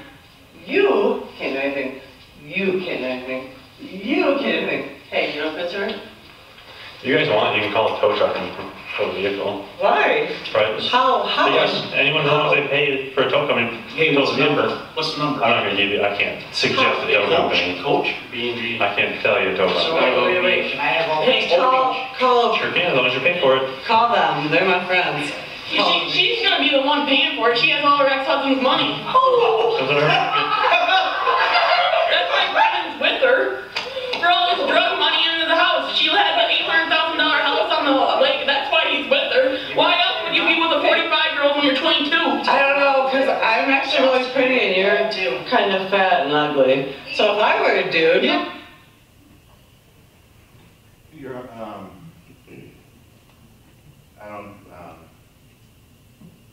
we don't need to go anymore at this moment, but officer, is it fair to say that the order to, or the encouragement to have the car towed did not quell the situation, did not calm the situation down? It furthered the progress of the solution. In your opinion? Yes. Okay. How long after this did you arrest the 3 defendants after this point in time in the video? Approximately. I really didn't say. I mean, within the body cameras, within the next hour, it looks like. Within the next hour. And so it was not right after this, as in minutes after this what you're seeing right now, it was not within the next 5 minutes, it was more like within the next hour? It's within the stipulations of the body camera, but I couldn't tell you at what point in the body camera. And do you remember what triggered the arrest of any of the 3 defendants? As triggered as far as... Let me ask you it this way. Had, at this point in the video, any of the 3 defendants committed a crime that you would have arrested them for? I was investigating that for, Okay, at this point in time, had you come to a conclusion? I had not arrested them at this point, no. You hadn't come to a conclusion that a crime had been committed one way or the other at this point? A crime or what crime? No, I had not. And you didn't witness the two interactions that Ms. Buchholz allegedly had with the two Majeskis? No. When this video is going on, you would agree that we can see the three defendants on screen, right? Yes. And we've heard testimony that the Majewski, and I apologize, I truly do if I'm saying that incorrectly, but there, looks like there's three of them on camera, right, that we can see. Do you know how many other either Majewskis or friends of Majewskis there were off camera? People were arriving through the whole time, so at this point, I could not tell you.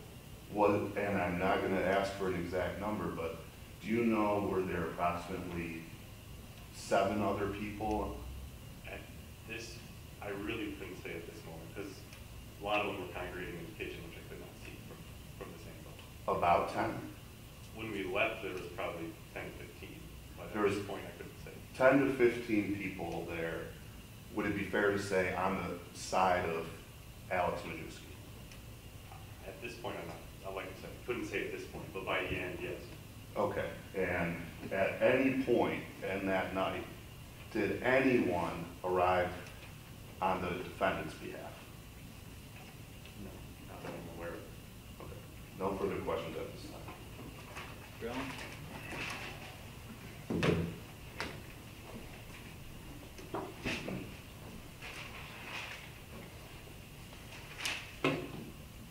Deputy Leppard, my name is Jim Allen. We know each other recently, correct? Yes. Can you advise the court how we met just 2 days ago? Through complete coincidence, I was investigating still am investigating a possible fraud complaint.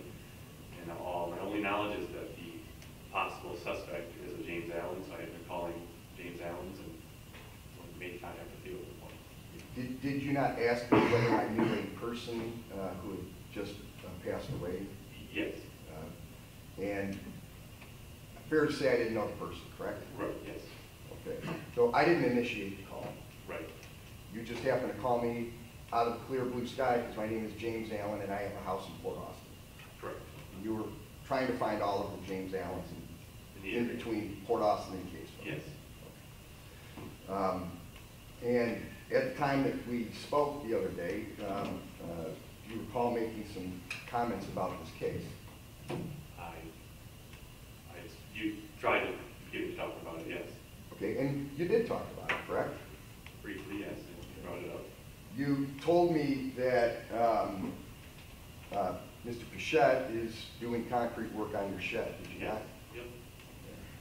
And did you not also tell me that you were surprised that the prosecutor charged the defendants with a felony? I did not. You told me that I was surprised. Okay. Did you not tell me What's that what's the point of this line of questioning? it goes to the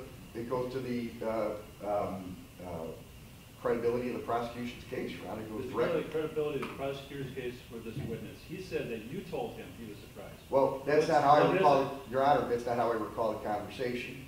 But I have other questions to ask. Go ahead. That Go ahead. That are Just a relevant. question. Thank you. Did you tell me that you sought a plea bargain for Mr. Pechette? I'm going to object, Your Honor. The attorney is making himself a witness in this case by asking about a conversation that he had with a deputy about a totally unrelated. Answer the question. I said that I spoke to the prosecutor's office about Mr. Pechette's case. Okay. What was your question? I asked him whether or not he spoke to the prosecutor and tried to get Mr. Pechette a plea bargain to a lower offense. Yes or no? I did not try to convince the prosecutor's office. Did you discuss a plea bargain with the prosecutor? I asked what the situation was with all of them. Were you trying to get leniency for Mr. Pechette? Your Honor, plea negotiations. Hang on a second. We're going to let Mr. Allen ask every single question he wants because I'm really interested in his answers, okay? we have it read back, Your Honor, or would you like me to reform it? Your call. Can we have the question read back?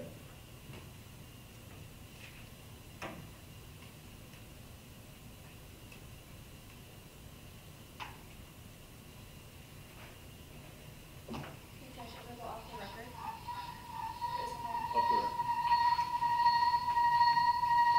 Mr. Pechette, the entire case, either the next day or 2 days later, just curious what was going on, explained to them that Mr. Pechette was decent with us the entire time, and that if there was anybody, you know, if there was any deals or anything or what was going on with any plea bargains and stuff, and I explained to them that Mr. Pechette was very fair, but that was a day or two after the case. So, turning to the actual events on the night in question, you had anywhere between 10 to 15 people in the house for the Majeskis, correct? By the end of the night, yes. Most of whom were in the kitchen. Yes. How big is the kitchen? Small. Small. Yes. 10 to 15 people in the kitchen is pretty crowded, right? Yeah. Okay. Would it have been possible for you, with your gear, if people did not move out of your way, to gain an exit from the kitchen without having incidental contact with people in the kitchen? Yes, all me, Deputy Hessling, and Officer Deacon walked through the kitchen with the same among people.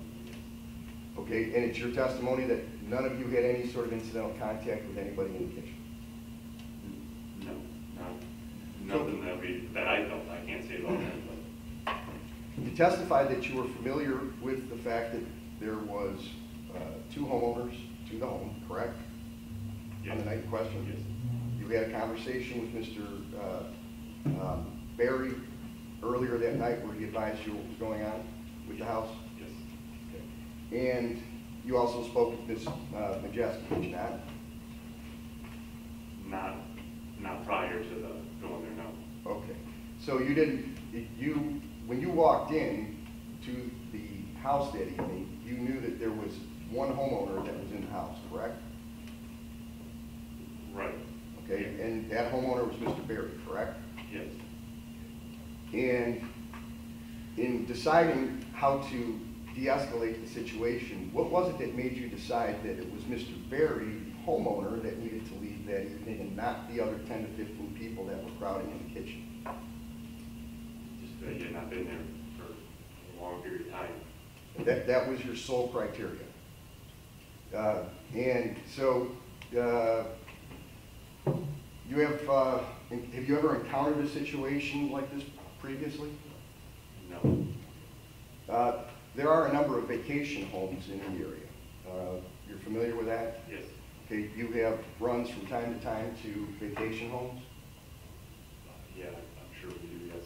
Is there anything that would diminish my rights as a property owner in Huron County if, say, from October to May, I didn't show up at my house, and in May I showed up? Would I still be the owner of the house when I showed up in May? Objection, Your Honor. He's asking this witness to draw a legal conclusion. Any response? Would you, if I showed up to my house in May after not being there since October, would you arrest me for trespass on my own property? The objection is sustained because that's a different fact scenario, and it also calls for a legal conclusion. Well, I'm just trying to determine what, other than the passage of time, was your determining factor on the fact that the owner was the person who had to be evacuated from the house versus testifying. You can ask him what other criteria he had, if any. What other criteria did you have for evaluating that it was Mr. Berry and his friends that needed to leave and not the mob that was gathered in the kitchen? As you saw on my body camera, I was asking bills, taxes, just anything that would tie, him to the house. So if a homeowner doesn't have their property tax bill on them or their utility bills on them, they're out of luck if you show up. They have to pay.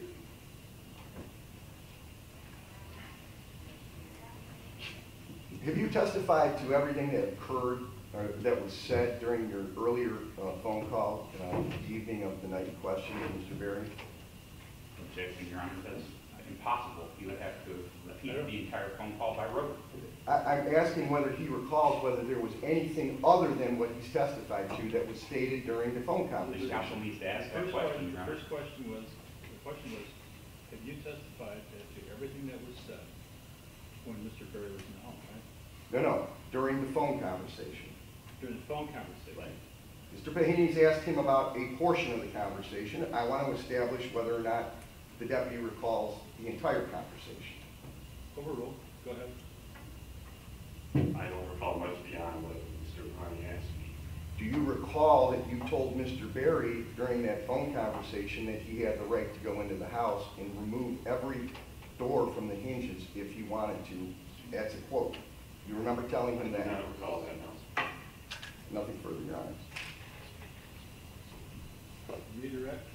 Your Honor, may I have a question? Oh, Mr. Massey, right. Go ahead. Cross-examination.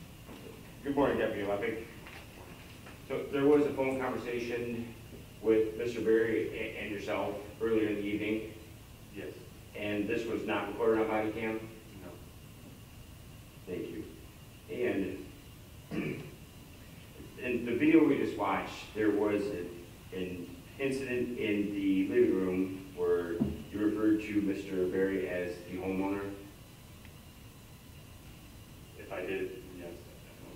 And that was when Ms. Buchholz was speaking, you told her that you wanted to hear from Mr. Berry. Yes. So you did state that he was the Yes. homeowner. Yes, it is. And there are no legal orders that would prevent Mr. Berry from entering that home? Objection, Your Honor. That calls for speculation. The question would be whether he knows of any, but he couldn't know of anything that was out there. Were you aware of any pending legal orders for any, was there a PPO? Not that I was aware of, no. And if there was a PPO, you could have arrested Mr. Berry at that time? Yes. No further question, Your Honor. Thank you. Redirect. You testified earlier about some of the other factors that you used to determine whether Mr. Berry should have been in that house that evening or not. Is that correct? Yes. At any point, did you ask for Mr. Berry's identification? I don't believe I did. During the arrest or booking process, did you obtain his identification? I don't remember. As part of a warrant request, is it your standard procedure to obtain information on a suspect or defendant from the law enforcement information network? Yes. Did you do that in this case? Lee was not working at the time. Did you ultimately do this as part of your investigation? Yes. May I approach the witness? Yes. Deputy, I'm showing you what's been marked as People's Proposed Exhibit 6.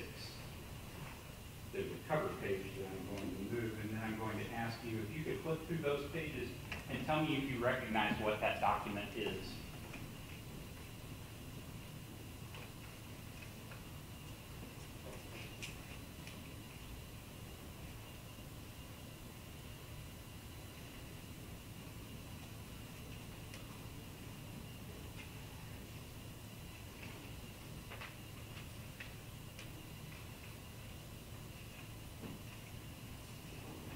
Several pages of. Your Honor, I'd like to look at this before there's any testimony. I just asked the deputy if you recognize what the document was. He was about to testify, Your Honor, about what's in the document. I don't know what the I didn't ask document a is. single question about what's in the document. Repeat your question. Do you recognize that document? Yes. What is it? Lien paperwork. Okay, on whom? Brandon Berry. Okay. Your Honor, with the court's permission, I'll show counsel this. I can't provide lien documents ahead of court without court permission, so I'll.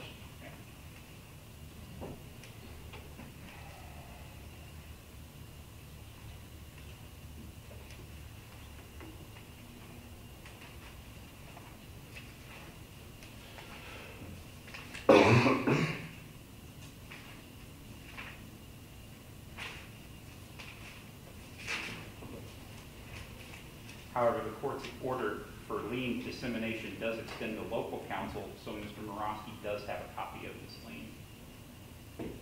Under the circumstances, I'm going to allow you to provide copies of this lien info to Mr. Allen, Mr. Ullman, with the instruction that you're not to make copies of it. You may have your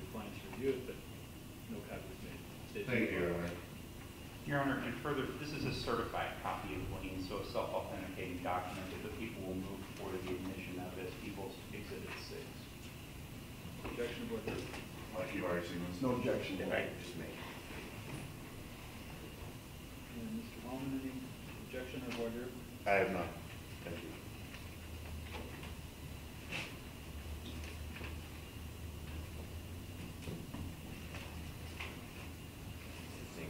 No objection, Your Honor. Exhibit 6 is admitted. Deputy Levitt, what kind of information is located in the law enforcement information network data that you pull out during arrest? Criminal histories and PTOs, warrants. Does it also contain Secretary of State information like a driving record or anything of the sort? Yes. And do you see that in People's Exhibit 6?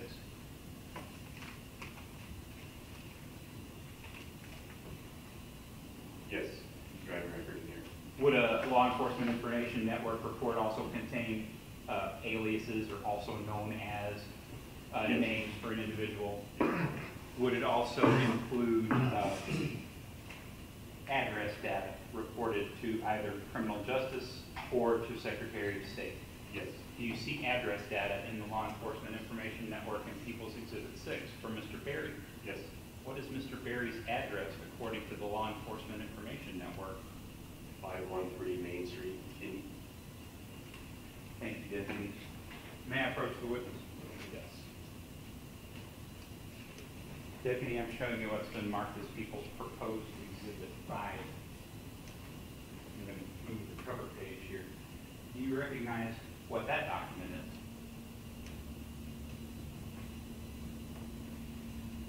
I hadn't seen it before, but based on the title on the top, I think it's on Okay, what does it say on the top? the driving record, certified driving record, From where? Secretary of State.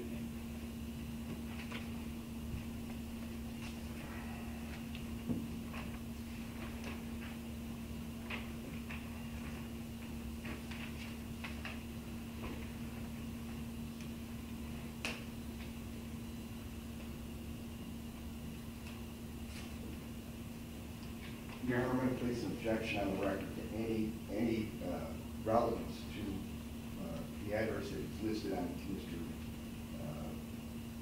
Berry's driving license. The issue is not whether he is a resident, the issue is whether he's an owner. And these documents are not indicative of ownership. Quite the contrary, Your Honor. The issue is not whether he's an owner. The people will stipulate that he's a co-owner to the property, and we would have at the beginning of this examination. So the counsel's objected as to relevance. I assume you're offering Exhibit 5 to be admitted, is that right? I've already had Exhibit 5, or I'm sorry, I had Exhibit 6, but yes, Exhibit 5 is also a certified copy and self-authenticating when people are moving for its admission. And the reason why you're wanting it admitted? Because you're under the address that's reported by Mr. Berry with the Secretary of State is not the address at which this incident took place at. And your response to that, Mr. Allen? Your Honor, here's my driver's license, West for Bloomfield Hills, Michigan. I can't be arrested for breaking into my home in Port Austin. I'm the owner of the home. I'm sorry. I mean, if I can, I guess I better sell my house in Huron County. Counsel testifying to one, Your Honor. Your Honor, I'm also going to object because Officer Levitt has already testified. His lien, the whole network, as he says on the video, was down that whole night. So all this information was obtained after April 28th. I don't see the relevance at all. Mr. Roski? I would agree, it's not relevant based on the other attorneys. When he was down, he had no way to know what the driver's license or record of what Mr. Berry, the address that would be on there, Your Honor. However, Your Honor, as an investigation continues, the officers and deputies often have to continue gathering information prior to submitting a warrant request to the prosecuting attorney. In this case, Deputy Levitt testified that he did do just that. Because we can't take a warrant request without law enforcement information, network information. This is a self-authenticating document, Your Honor, as is the certified driving record. They are relevant because the people's argument is that Mr. Berry is not a resident of this particular location. I think it's a very limited relevance, but going to allow exhibit proposed to testified be admitted solely for that purpose, and solely additionally for the purpose of the court determining whether residency has anything to do with co-ownership. That's it. Deputy Levitt, would you please indicate on People's Exhibit 5, what is the address that Mr. Berry has listed with the Michigan Secretary of State?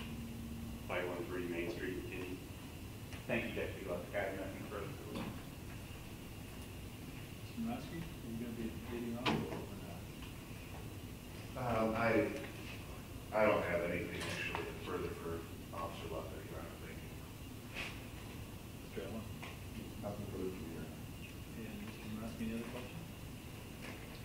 Deputy Levitt, were you ever aware that the locks were changed at the home? Objection, Your Honor, this exceeds the scope of my redirect. Go ahead. Some latitude. I don't recall. I don't know if I was informed that or not. So if the locks were changed and Mr. Berry didn't have a key, he wouldn't be able to enter his own home? Objection, Your Honor, call respectfully. His own home is kind of developing to be Off the record. the system is down, I can see. It's a weird. Any other questions, Mr. Conley? Your Honor, we were in Mr. Morosky's rebuttal questions of Deputy Levitt.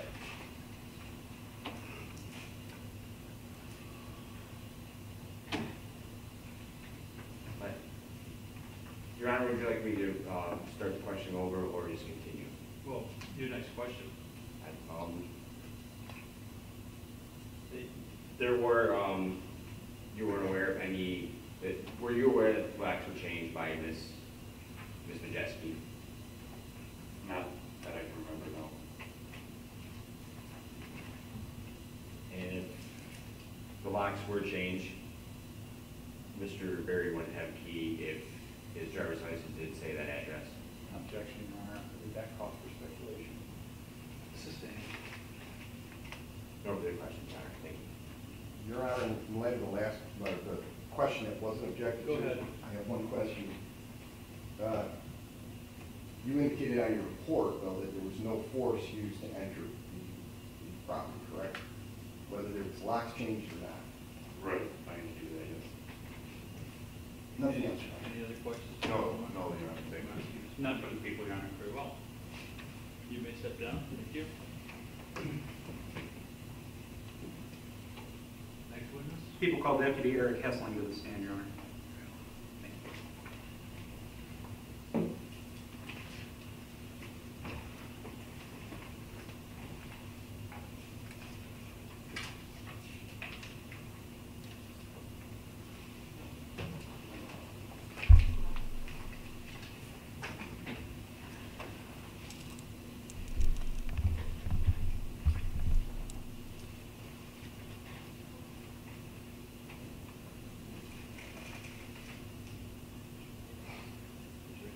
Do you solemnly swear or affirm that the testimony you're about to give shall be the truth, the whole truth, and nothing but the truth, so help you God? Yes. Thank you. May I ask? Make yourself comfortable. Should speak on here. Thank you. Good afternoon.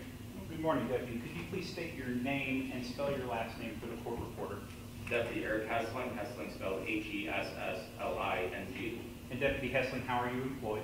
I'm employed with Huron County Sheriff's Office And how long have you been employed in that capacity? for 13 years. And in what division do you typically work? The road patrol unit. And were you working in your capacity as a road patrol deputy on the night shift of April 28, 2023? Yes. And at some point, were you dispatched to a call in Dwight Township? Yes, I was. And what was the address to which you were sent? 1927 East Kinde Road. I see you looking down there, Deputy. Is that a copy of your report? Yes, it is. I'm going to ask you to turn that over, but if you need to look at it to refresh your recollection, just let me know, okay? What was the nature of that call? The nature of the call came in as a unwanted subject at the residence. Okay, and what did you find upon your arrival? On my arrival, parked in the driveway, walked up to the residence. There were several subjects inside the residence. I'll stop you there. Can you make an estimate at the point that you got there about how many people you saw inside? Including the defendants, probably between 10 and 15. Okay. And did you meet with Deputy Lepick? Yes, I did. Okay. And he was the first responding officer, correct? That's correct. Okay. And who else was on the scene as far as law enforcement officers when you arrived, if anyone? Officer Deacons with the FedEx Police Department. Okay. And so what do you do next? I went to the house. I briefly went into the living room where the defendants were seated. After a short period, then I went and had a discussion with Deputy Lepick. Okay. And what did you decide to do at this point in your investigation? After speaking with Deputy Lepick, I then went to the living room where I talked to two of the defendants there. And who were those defendants that you were talking to? I spoke with Defendant Berry and Erin Buchholz. Do you see them here in the courtroom today? Yes, I do. Can you please point to Mr. Berry and tell me what he's wearing? Sitting next to his attorney wearing a white shirt with a blue tie. For the record, please reflect that the witness has identified Defendant Berry. Do you see Defendant Buchholz here today? Yes. Can you please point to her and tell us what she's wearing? She's seated there next to her attorney. She's wearing a white shirt with a black jacket. And with the record, please reflect the witness has identified Defendant Buchholz. It will. Did you see Defendant Pechette in the room at that time? Yes, I did. Did you speak to him at all? I did not speak with him. Okay. And so what was the nature of your conversation with Defendants Berry and Buchholz on this night? Just to inquire about information of why they were there at the residence. Did they indicate why they were there at the residence? Yes, they did. Okay, and what did they tell you? Mr. Berry had told me that they were in a civil dispute with the residents with a female who was later found to be Allison Majeski. They currently had a civil dispute was ongoing in court. Mr. Berry was upset because of the amount of money he was paying with attorney fees and everything with that civil case ongoing. He said he then went to the residence to basically make a point. He wanted to either have her pay for or pay money for the residence or her to sell the residence. Okay. And did you when you asked the same question of Defendant Buchholz, did you get any different answer, or what was her response when you asked why she was there? Her response was that it was her idea for the three of them to come to the house. Her response was that them going to it was to try to get Ms. Majeski to move out of the house, and prove a point to try to get her to move out. Okay. And that their actions that evening, that's what their point was? That's correct. Okay. And did you record this conversation with the defendants on your department-issued body cam? Yes, I did. May I approach? Yes. Deputy Hessling, I have what's been marked as People's Proposed Exhibit 3. It's a disc that has the caption of this case, and it says Hessling Body Cam. Have you had the opportunity to review the contents of that disc, in fact, this very morning in my office? Yes, it is. And is that a fair and accurate representation of the events that transpired on the evening in question? Yes, it is. People will move for the admission of Proposed Exhibit 3. Objection over here, Mr. Allen. As long as the representation is the same as the last two times, Your Honor, that the link that was provided, contents of that link are co-equal with the contents of that disc, no objection. Mr. Bahani? It is. Very well. Mr. Allen? I have no other objections, Your Honor. Mr. Morosky? No objection, Your Honor. Thank you. That being said by the council, Exhibit 3 is admitted. People would have asked to display People's Exhibit 3 to the court. Okay.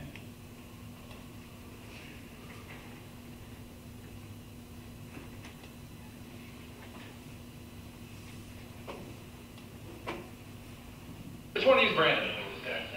Okay. So, $1 million question, what made you decide or why you here other than to start problems? It was me. Okay, besides to start problems, why are you here? Okay, yeah, very. Okay, I'm talking to him. You have no horse in this race. I'm just saying. Okay. Right, so. You know, you proved a point, I get that, okay? You're making everybody mad and now we're here. And now how are we gonna deal with this? Okay, so imagine, okay, you're not gonna lie, you're kind of pissing me off. Imagine you're me.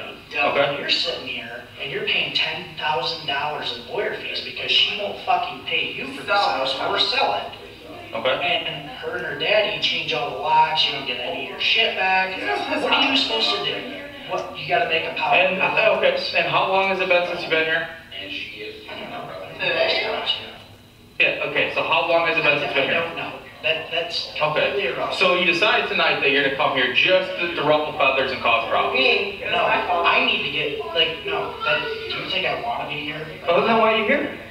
Okay, listen. Okay, No, I'm not talking to you. I'm done talking to you. Erin. No, listen. No, this has nothing to do with you. I am not speaking with you. Legally, listen to me. Can I talk? So, no, here's my thing. Yes, I can. Legally, it's his fucking house. He's Okay. 10 grand. This is his house. I If need you to do something else to make her either want to sell this place or pay me. Okay, you understand that there's legal ways to go about this, and then show up here about problem. I've been through 3 lawyers saying 10 grand later, Okay. so now we're sitting here. What would you do? I tell you, I wouldn't be showing up here when you don't live here. You clearly haven't lived here in a year by the sounds of Yeah, it, you just to create problems. Oh, bullshit. Because now we're here. Now what are we gonna do? You're gonna sit and hang out on the couch? Sure, fucking sure am. Am I not allowed to? You are allowed to legally. Well, we're gonna make that determination here, and you might not like the outcome, so. Okay, well then I'll sue the fuck out of you guys if they take my property. So. Hey, figure out the outcome, because he's had several lawyers. I mean, if you want to kick me out of here, go I'm ahead. being respectful. If you Can you listen? No. Well, just answer this question morally. I know. Hey, listen to me. Do you think is this the right way, a humane way of going about this? It wasn't humane for a year. When this house goes through probate court, whatever it is you're having to go through to split this up, do you think it's gonna look good on you? He literally just put $12,000 in lawyers' fees. Yeah, so what else would you do? $12,000. He's done everything. He's done every fucking Well, I know, thing. I would leave, I proved my point on the left. Would you just throw money away? Wait, Would you throw $60,000 on the fucking He can window? show up and walk in, and Yeah. that's all he has to prove. What's the point now? Now we're After hanging this, out. Fuck you, fuck you. you proved that you can show up. Okay, so then everybody's just all So smiling. do you think sitting on this couch is gonna end it? What's sitting on the couch another hour gonna do for you? It'll make her uncomfortable enough. She's not even here, she's not even in the country. There's Also. 10 other people up there that. So all of her friends, Well, make it a couple enough to leave. No, it's so stupid. It's so dumb. No, this is childish. This is dumb. Like, you guys have, yes, it It's is. dumb. Go home. Go home. How's it feel? Deputy Hessling, did we hear correctly that Defendant Buchholz said it would make her uncomfortable enough to leave? Is that what that's what she represented to you? And what did you do after this conversation? After this conversation, I then exited the house, went outside, and I made a phone call to you. Okay. To me personally? That's correct. Okay.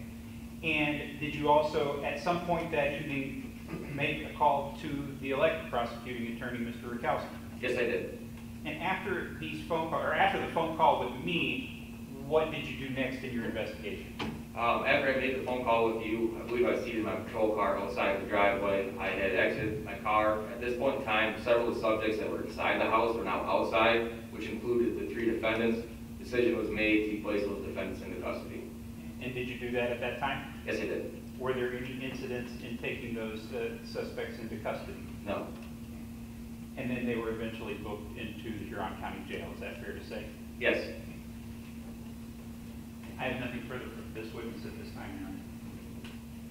Mr. Roski, prosecution.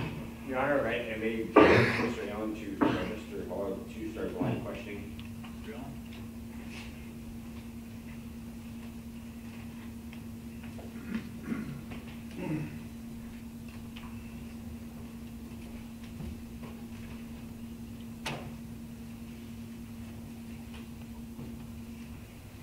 Alex, I think I want to start at,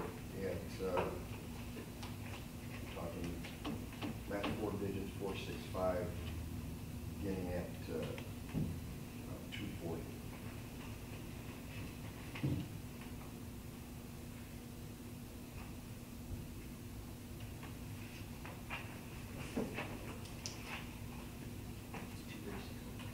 It started at 240. I think you may have just seen part of it. When Mr. Jesse shows up, got it down at 237, but probably about 240.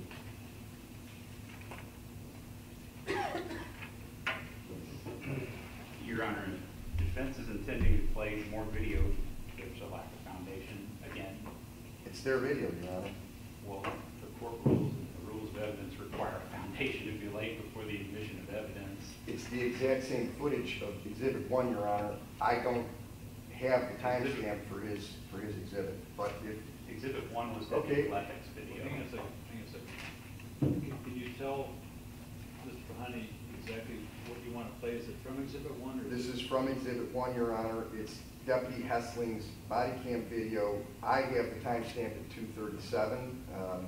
If you would like me to go through the process of authenticating and making a foundation for admission of the entire body cam footage, Your Honor, I'm certainly pleased to do that. Defense Exhibit 1 was Deputy Lepek's video.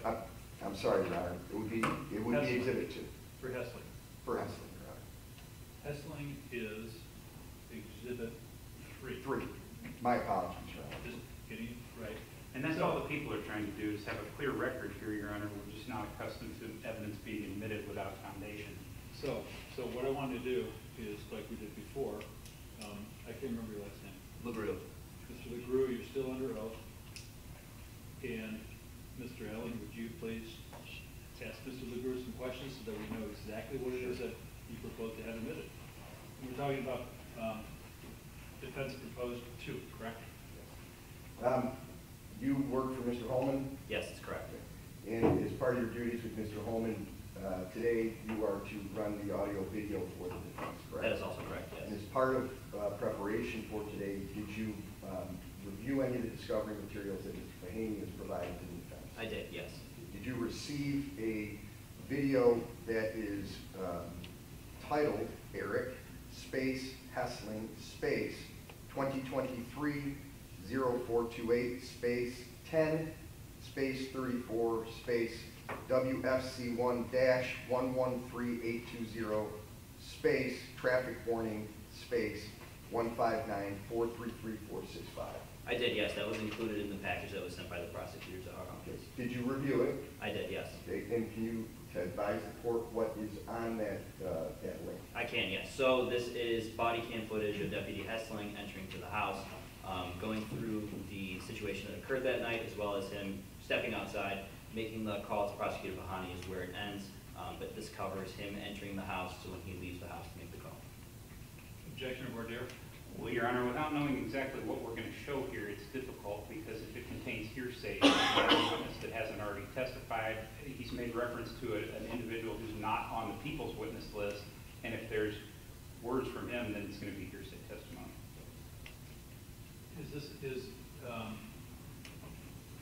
Your Honor, it goes to the state of mind of the officers. In Exhibit 2, Mr. Pahani, you didn't show all of Exhibit 2, did you? Or did you? No, Your Honor. People's Exhibit 3 is a segment of Deputy Hessling's body cam. Okay. But, as the court pointed out, any references to hearsay are removed prior to and redacted from video and sent to counsel. I haven't had an opportunity to take a look at what he's talking about, so I can't make that determination until we see. How many minutes is it, Mr. Allen? Your Honor, I have about a 15 to 20 second clip that I believe is at 2:30, that begins at 2:37. I was going to begin it a couple seconds later, but we can begin it at 2:37. And Mr. LeGroux?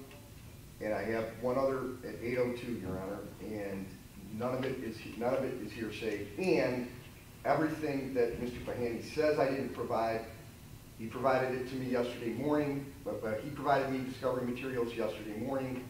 I followed up a few hours later with discovery materials after I received his to find out what he was going to be presenting the day before the preliminary examination. I had a couple of hours to put together my response to exhibits because he didn't give it to me until yesterday.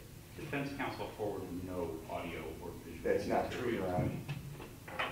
Mr. Allen, he said that there's no hearsay on it. I will cautiously take him at his word, and you may. Any other objection? No, Your Honor. So, Defense Exhibit 2 is admitted subject to any objections within that video that Mr. Pahani says he hasn't seen. So, roll the tape. There is nothing that will be asked. I will not ask for anything to be admitted for the truth of the matter asserted, Your Honor. We'll see. Thank you.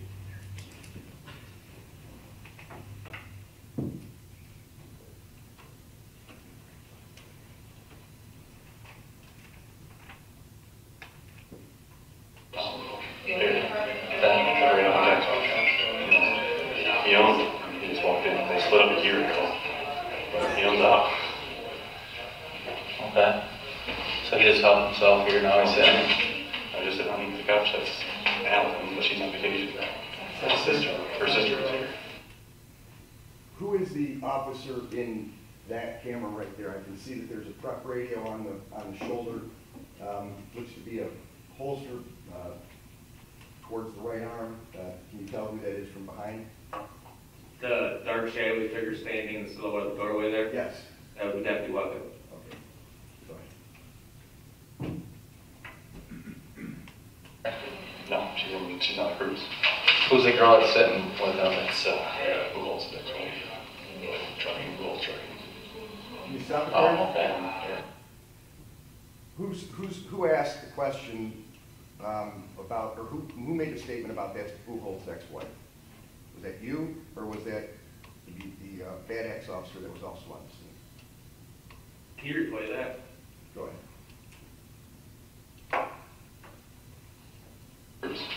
Who's the girl that's sitting with them? It's Buchholz, that's right. Trucking, Buchholz trucking. Oh. That's Deputy Welcome. Okay. Go ahead. Gotcha. But she's 45 and he's, the boyfriend is 22. Okay. I mean, yeah, so just go over here. He's got no warrants, he's got no warrants, local warrants, we can't run them. They got no local warrants, no videos, nothing.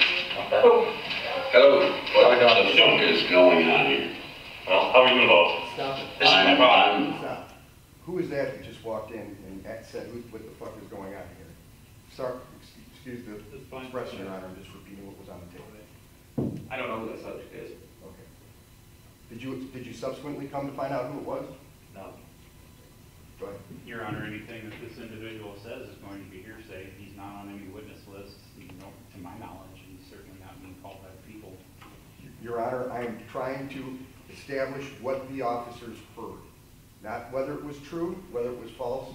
I am trying to establish what was in their state of mind. The deputy can testify as to his state of mind after having a conversation with that individual, but his conversation is hearsay. Understood. I'm going to take the objection under advisement. Go ahead.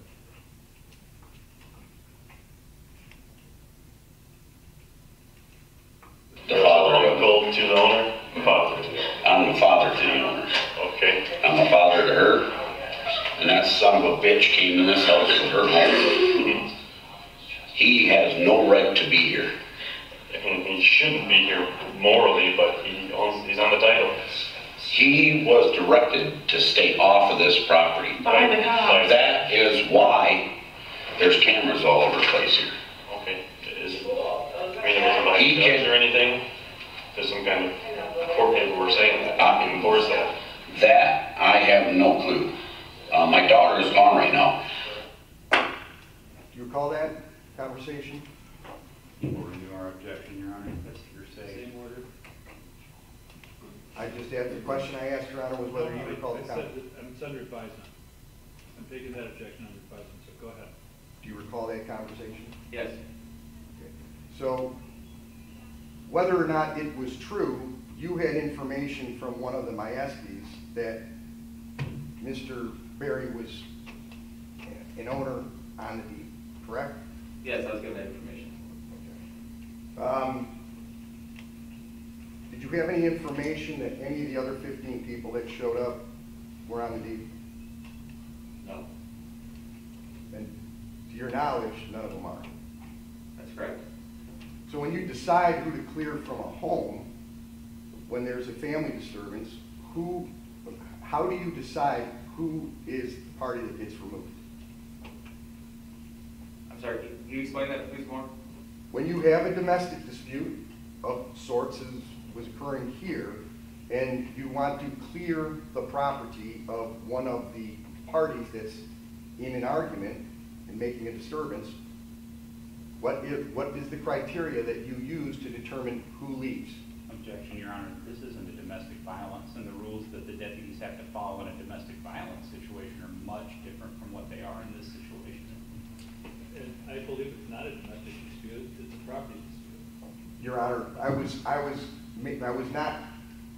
making a generalization that this is a dispute in a home that is like a domestic dispute, correct?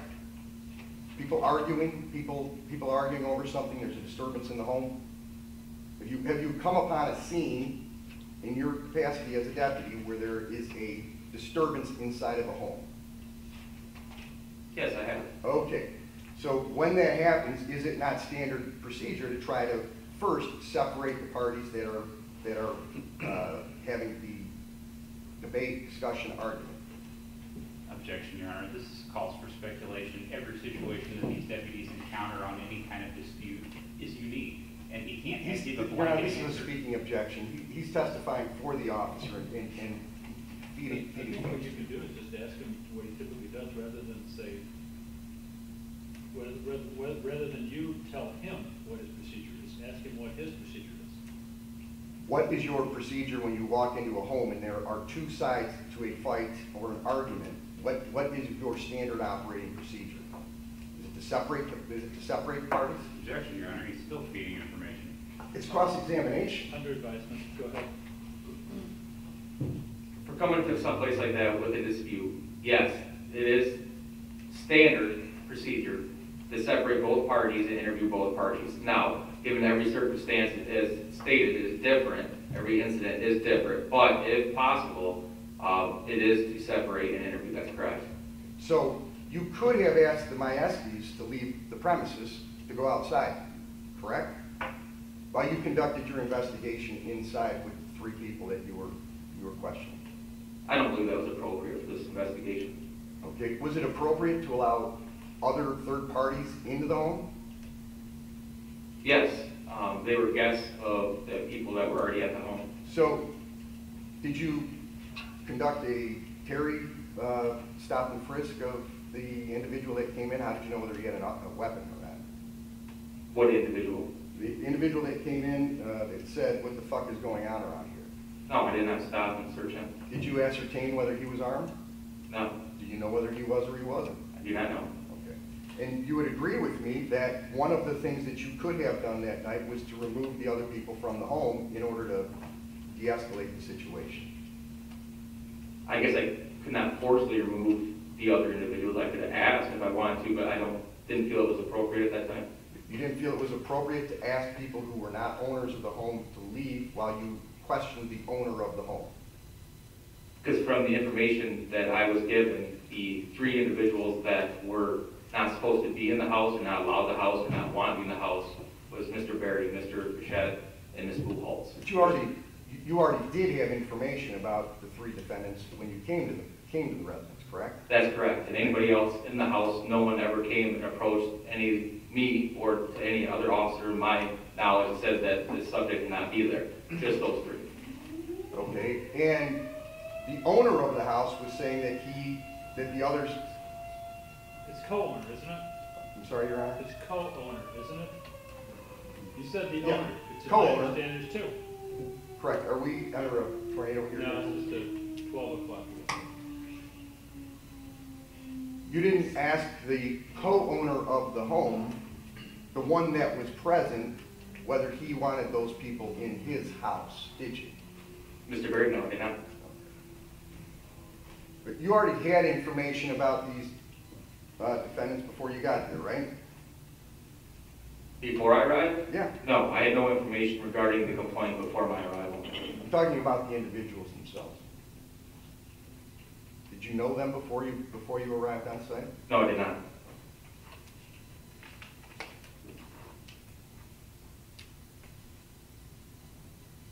Did you witness any assault occur that night? No. Did you witness, or you don't have any reason to dispute what Deputy Leppich put in the report about there being no forced entry into the home, correct? I had no information of how really entry was made into the home. 802, same video. And there's no hearsay, Your Honor.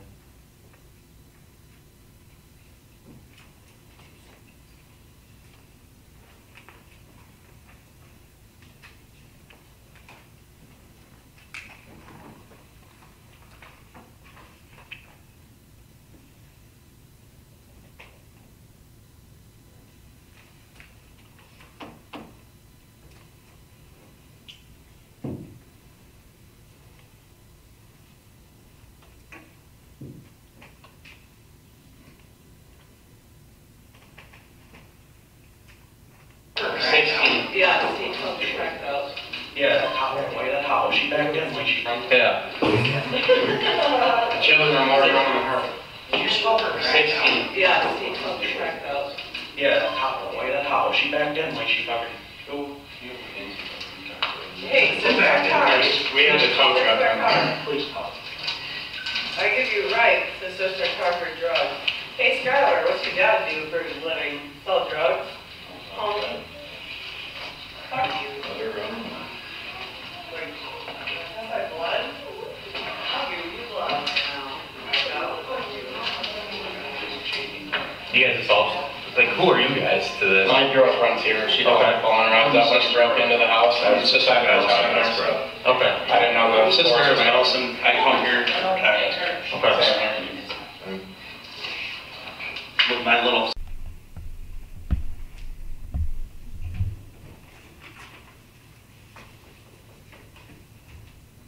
Do you recall a point in the evening when one of your fellow officers characterized Ms. Buchholz as a bad person? I don't remember, I'll call them. Okay.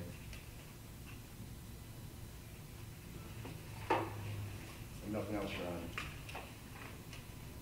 Mr. Hallman or Mr. Go ahead. Thank you.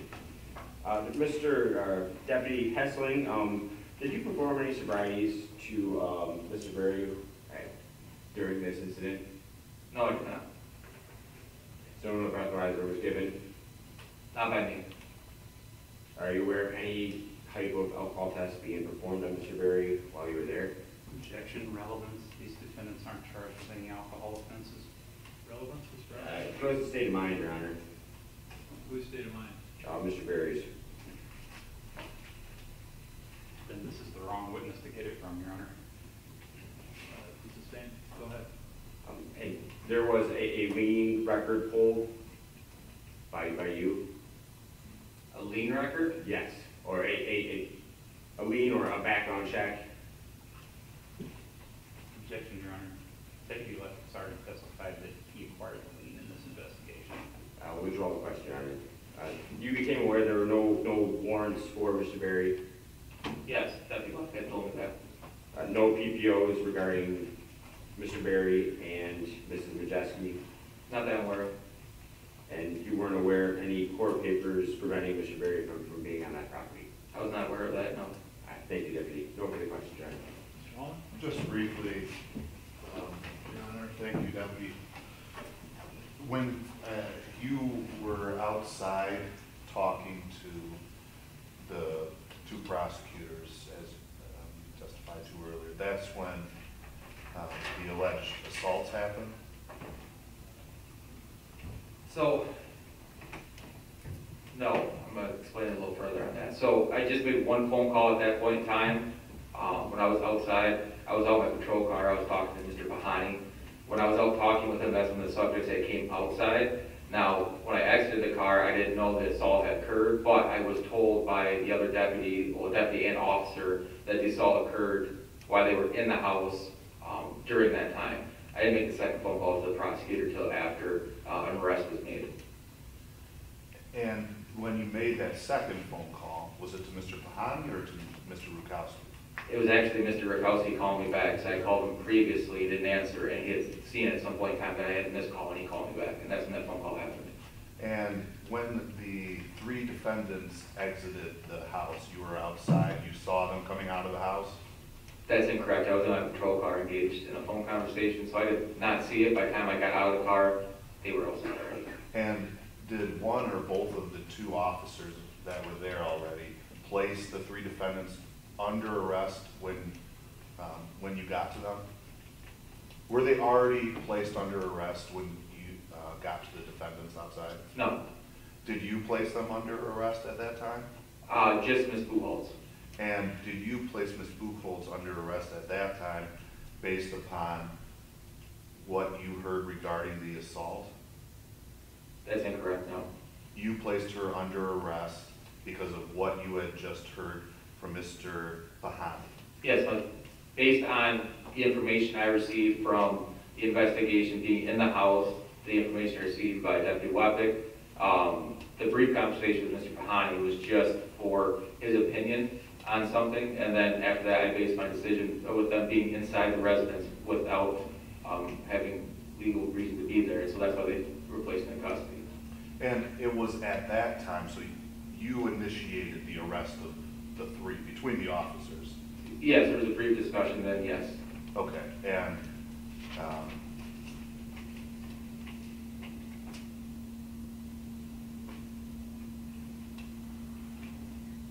nothing further, Your Honor. Thank you.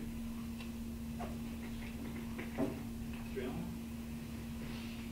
Nothing further, Your Honor. Any redirect? No redirect, Your Honor. You may step down.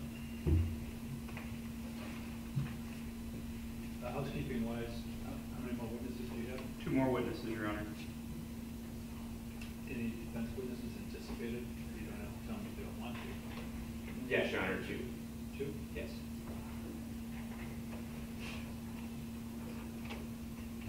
I guess we're going to keep going. Maybe we'll finish up by 1 or so. So go ahead, Mr. Bonnie. Very good. Your Honor, the people call Austin Majeski to the stand.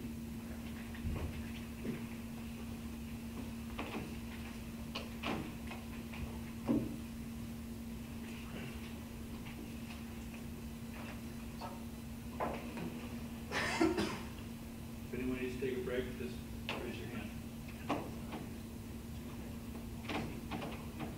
Jesse, if you make your way up to the witness stand, please, right here. You can go. Take the front row, please. When you get to the witness stand, stop and face the court reporter, and raise your right hand, please. Do you solemnly swear or affirm that the testimony you're about to give shall be the truth, the whole truth, and nothing but the truth, so help you God? Thank you. You may have a seat. Make sure, Jesse, and make sure you speak loudly enough so we can all hear. Okay? Okay, Your Honor. Thank you. Good afternoon, sir. Could you please state your name and spell your last name for the court reporter? Austin Majeski, M-A-J-E-S-K-I. And are you in any way related to Allison Majeski? Yes, that's my sister, older sister. And how about Alexandria Majeski? Younger sister. Okay.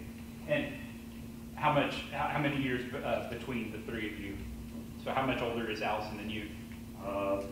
Allison's 3 years older, and Alex is 4 or 5 years younger. Okay. And so, Mr. Majeski, I want to take you back to the date of April 28th of 2023. Do you remember that date? Yes, I do. At around 10 o'clock in the evening, where were you? I was currently at my girlfriend's house. Where's that? It's about roughly 5 miles away. Away from what? From the location that incident happened. And what location would that be? Do you know the address there? Tomlinson Road, Kinde, Michigan. Okay. Would it be 1927 East Kinde Road? That's where the incident occurred. Okay, but you were on Tomlinson Road? Yes, I about was 5 on miles away. Tomlinson at the time, yeah. Okay. And at some point that evening, is it fair to say you get a phone call? Yes, I got a phone call. Okay, without telling me anything that was said on that phone call, afterwards, after you receive this phone call, what do? I take action and I head over there. And when you say over there, where did you head? Towards Allison's house. Okay, and that's the 1927 East Kinde Road address? Correct. About how far, or how long would you say that did it take you from the time you received that phone call to the time you got over to Allison's house? It was within 10 minutes or so. Okay, and what did you find when you got there? I walked in and I asked them what their problem was and why were you here? Why were you guys here? Why are you here? And when you say you asked them, who are you referring to? Who was them? Brandon, Mason, and Erin. Okay. And you're referring to Brandon Berry? Brandon Berry, correct. Mason Pechette? Correct. And Erin Buchholz? Correct. Did you know any of these individuals? Yes. Who did you know by sight? All 3 of them. Okay. So you recognized them as soon as you came in? Instantly. Okay. And you asked them what they're doing there? Yep. Did they respond? Not really, no. I didn't really get up. I went right outside afterwards. After I got done talking to them, I went outside and just kind of waited for the sheriffs to get there. Okay. Let me back up just a second about that phone call. Who was that from? That was from Alex. And that's your sister, your little younger sister, yes. without telling me anything that she said, what was her state of mind on that telephone call? How did she seem to you? She was screaming, crying, and I had no idea what was going on. I just heard bits and pieces of what she was saying to me, and I heard who was there, so that's why I took action and went over there. And after hearing her state of mind and hearing what you could, what was your intent when you got over to the house? Why did you go so quickly? I got there to protect her and her sister. And so, at some point, it's fair to say that the police show up, correct? Yes. Okay. And at this point, where do you go in the house? When the officers show up? Yeah, when the deputies and the officers show up. What do you do? When the officers, after I went inside and assessed the situation, I went outside and waited for the officers to get there, and Officer Levitt was the first one that I talked to. Okay. And so he goes inside and starts his investigation. Where are you during the course of this? We got moved into the kitchen, okay, away from the situation. Now you say we. So is it fair to say some other people started showing up? Yes, correct. By the time it was all said and done, do you know how many people might have been there? Roughly 9 to 10. Okay. And did you call any of these individuals? I did not. Okay. But they were... The only person I made a phone call to was my father. Okay. And but you knew who these individuals were. Is that fair to say? Yes. Okay. Friends of yours or acquaintances? Correct. Okay. Any friends of the defendants? Any of them? Not really, no. Okay. Now, at some point after the police are there, you said you're in the kitchen. Does another incident take place when you're in the kitchen? When I'm in the kitchen, I guess when they rerouted and took them outside, I was standing in the doorway and had my hands behind my back, and Erin come up in my face and shoved me, her body bumped me against the wall. What part of her body did she use to make contact with you? Her chest. And what part of your body did she make contact with? My chest. Did you give her permission to touch you? Absolutely not. Was there, in your estimation, was there room that she could have walked by without making contact with you? Yes, there was. Officer agreed to. Had any other individuals walked past you without making contact with you? Yes. Okay. Did you see any other incidents of unwanted contact after she made this contact with you? Yes, she made contact with me, and then she bounced off me and bounced off my younger sister, my little sister. And was that done in the same way that it was done to you, chest to chest? Correct. She told her to. And did anybody else see this take place? Yeah, there were several people that watched it happen. Okay. And what do you see take place after that happens? After she chest bumps you and your sister, what happens next? Who does what? After we get bumped, one of the officers took control, pretty much restrained her and made her, go outside. And at that point, everyone's outside, and pretty much the investigation concludes. Is that fair to say? Correct. Okay. And you stayed there until the end. Is that fair to say? Yes, I stayed there until the end. I have no further questions at this time now. Well,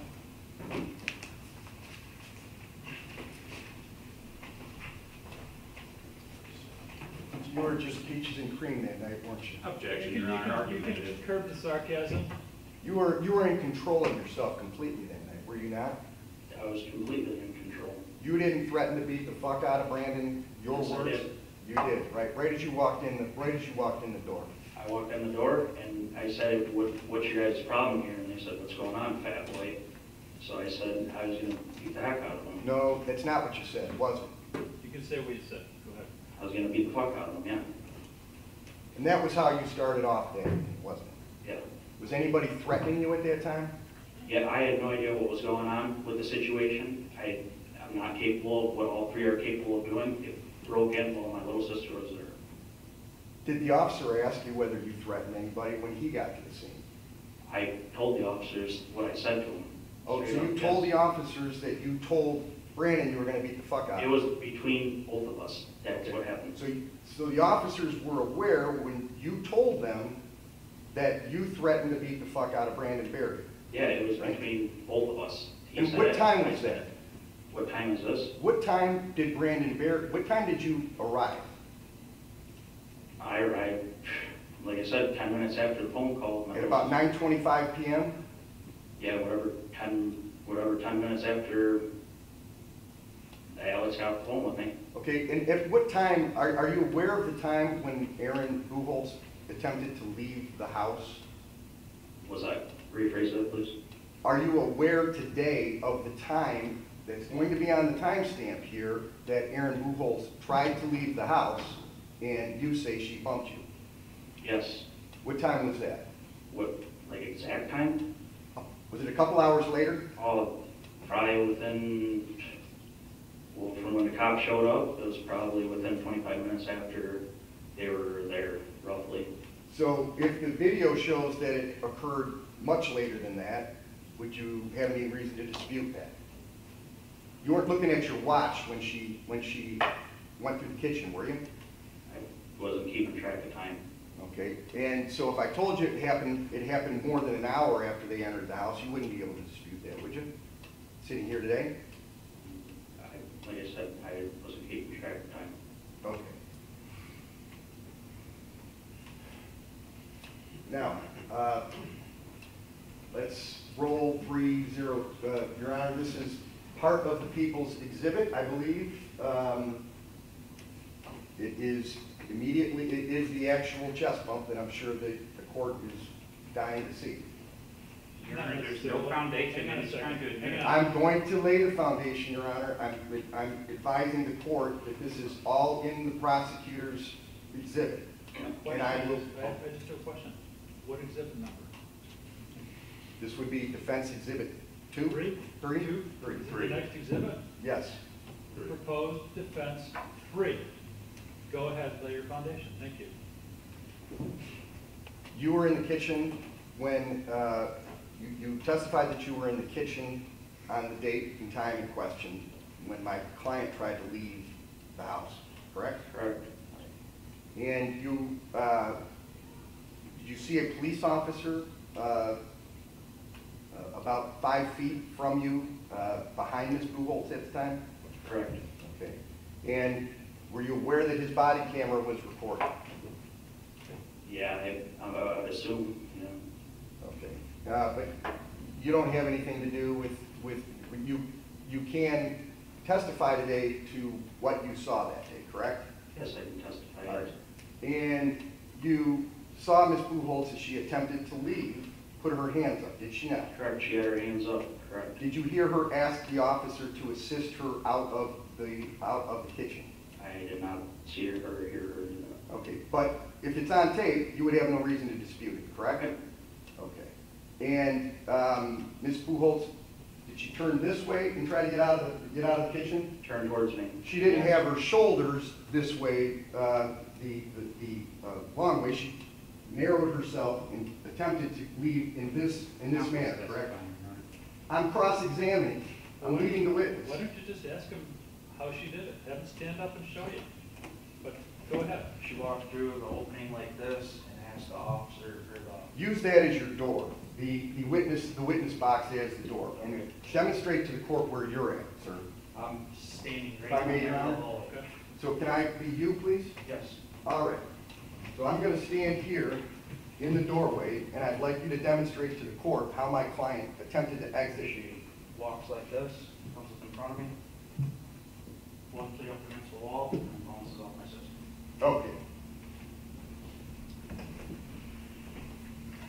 I'm not going to use it for admission, Your Honor. I'm going to use it for impeachment, which I think I can do without admitting it. So, People disagree. I would object there's a lack of foundation. This is body cam video from an officer. It hasn't been invented by the people, and the officer is the only one who can authenticate this body cam. Your Honor, I can ask him if it's an accurate depiction. Talk to Mr. McGrew and see if you can establish that. Did you receive body cam footage from the prosecutor's office in the offices of Marilyn Holman? Yes, I did. Okay. And was it your job to upload those body cam footages onto that laptop right there? Yes, it was. Have you done anything to alter the body cam footage that the prosecutor has admitted already as Exhibit 1? No, I have not. Okay. Objection, Your Honor. People's Exhibit 1 is the living room security video. So you're talking about proposed Exhibit 3. Proposed Exhibit Defense 3. Did you do anything to alter proposed Exhibit 3 from the time that you received it from Mr. Payne? No, I have not. Okay. And is what you are going to play a true and accurate depiction of the body cam footage from the bad ex-police officer who was on scene? That is correct. Yes, it is. Any other board here? Yes, Your Honor, this is a matter of best evidence. The officer is the one who can testify as to whether this is a fair and accurate representation of his body cam video. A third party who received the video can say that he hasn't had any edits or hasn't had any changes, but the best evidence rule dictates that the officer himself authenticate his body cam prior to its admission. Your Honor, I disagree, and the objection is overruled. Thank you, Your Honor. Go ahead and play the tape. You'll be able to probably recall the police officer if you need to, Mr. Behind, so you have a remedy. Go ahead. I'm going to ask that you first play it, Your Honor, at the regular speed, and then I'm going to ask that you slow it down to 0.25, which I believe he has the capacity to do. I believe the footage starts right before 3:02. I'll go back an extra 10 seconds if that's okay with you.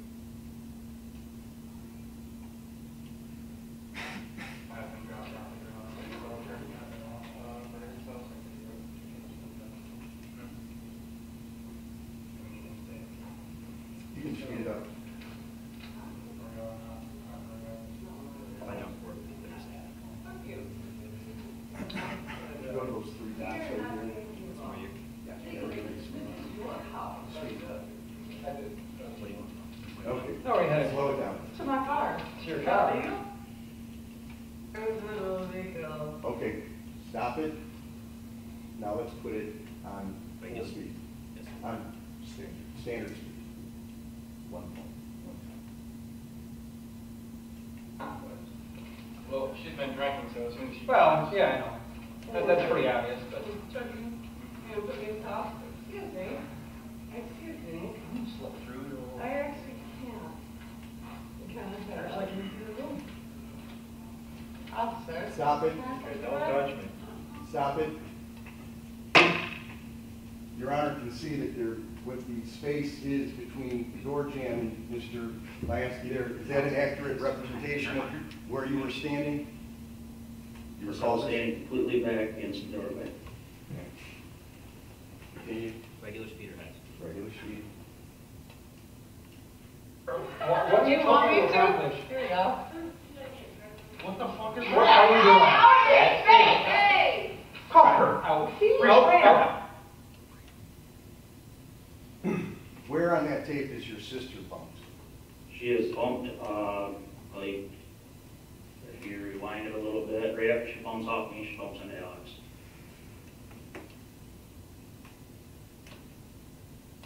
Do you want me to? Here you go. Actually, Alex, can you back that up just a couple of seconds before that, please? To where she asked the officer for assistance. At 3:54. But I'll let you sound. Slip through it or... I actually can't. A little bit before, Alex, please. Kind of better let me Slip through it or... A little bit before. Yeah, that's fine. No, we had it. to my car. It's your car. Illegal? Where's it illegal? Can I go to my car or not? Well, she's been drinking, so as soon as she... Well, yeah, I know. That's pretty obvious, but... You know, put me in top. Excuse me. Excuse me. Slip through it or... I actually can't. You kind of better let me through the room. Officer, can I touch Don't touch me. What do you want me to accomplish? Here we go. What the fuck is what are you doing? Hey! Call her out. Out. Get out of the house. Can you explain to the court where your sister is at in the video? Because I can't see Erin's her. body is blocking the whole thing when she gets stabbed. So when she bounces off of her. Okay, can we go back over at quarter speed, please? Going right here, quarter speed. Yes.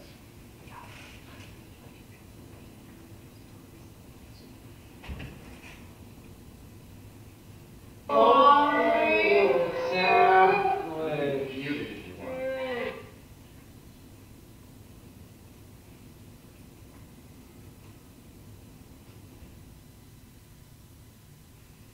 Does your body go forward? Do you see your body moving forward towards her, sir?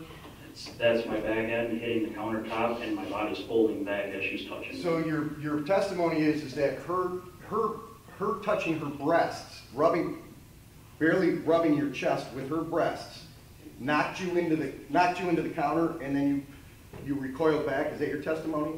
That's why your body's moving forward. Objection, Your Honor. That's counsel's testimony. I didn't hear the witness say that the defendant. I'm asking, Your Honor. Turn interrupt, please. I didn't hear this witness testify that Ms. Buchholz barely rubbed her breasts against him.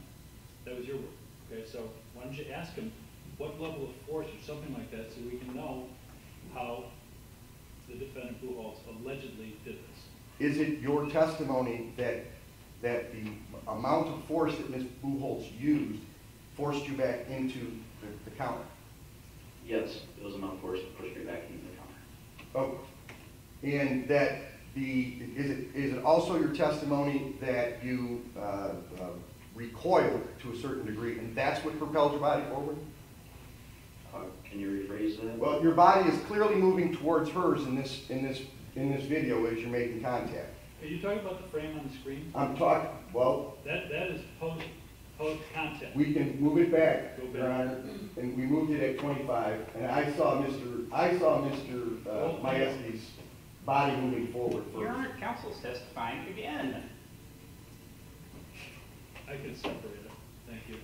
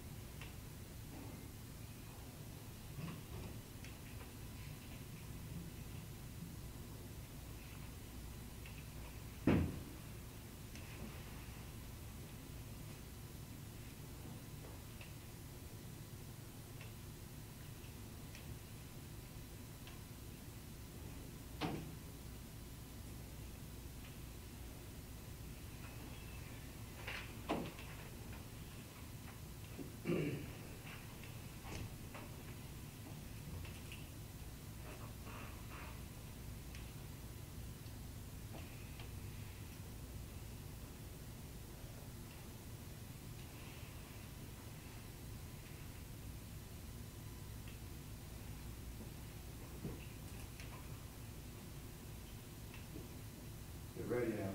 Oh, I'm ready.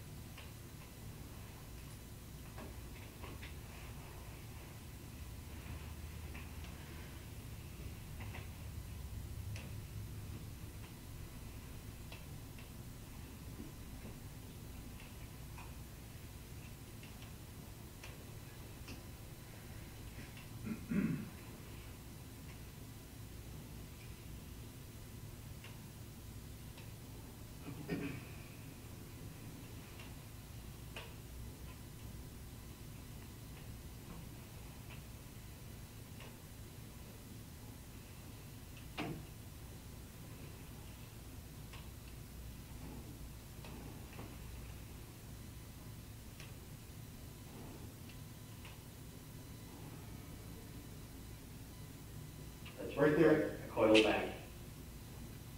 Looks like coiling forward to me, Your Honor, but. Video shows what it shows. Go Shows what ahead. it shows, Your Honor. Next question. And you'll have it when you raise your Absolutely. opinion. Guaranteed.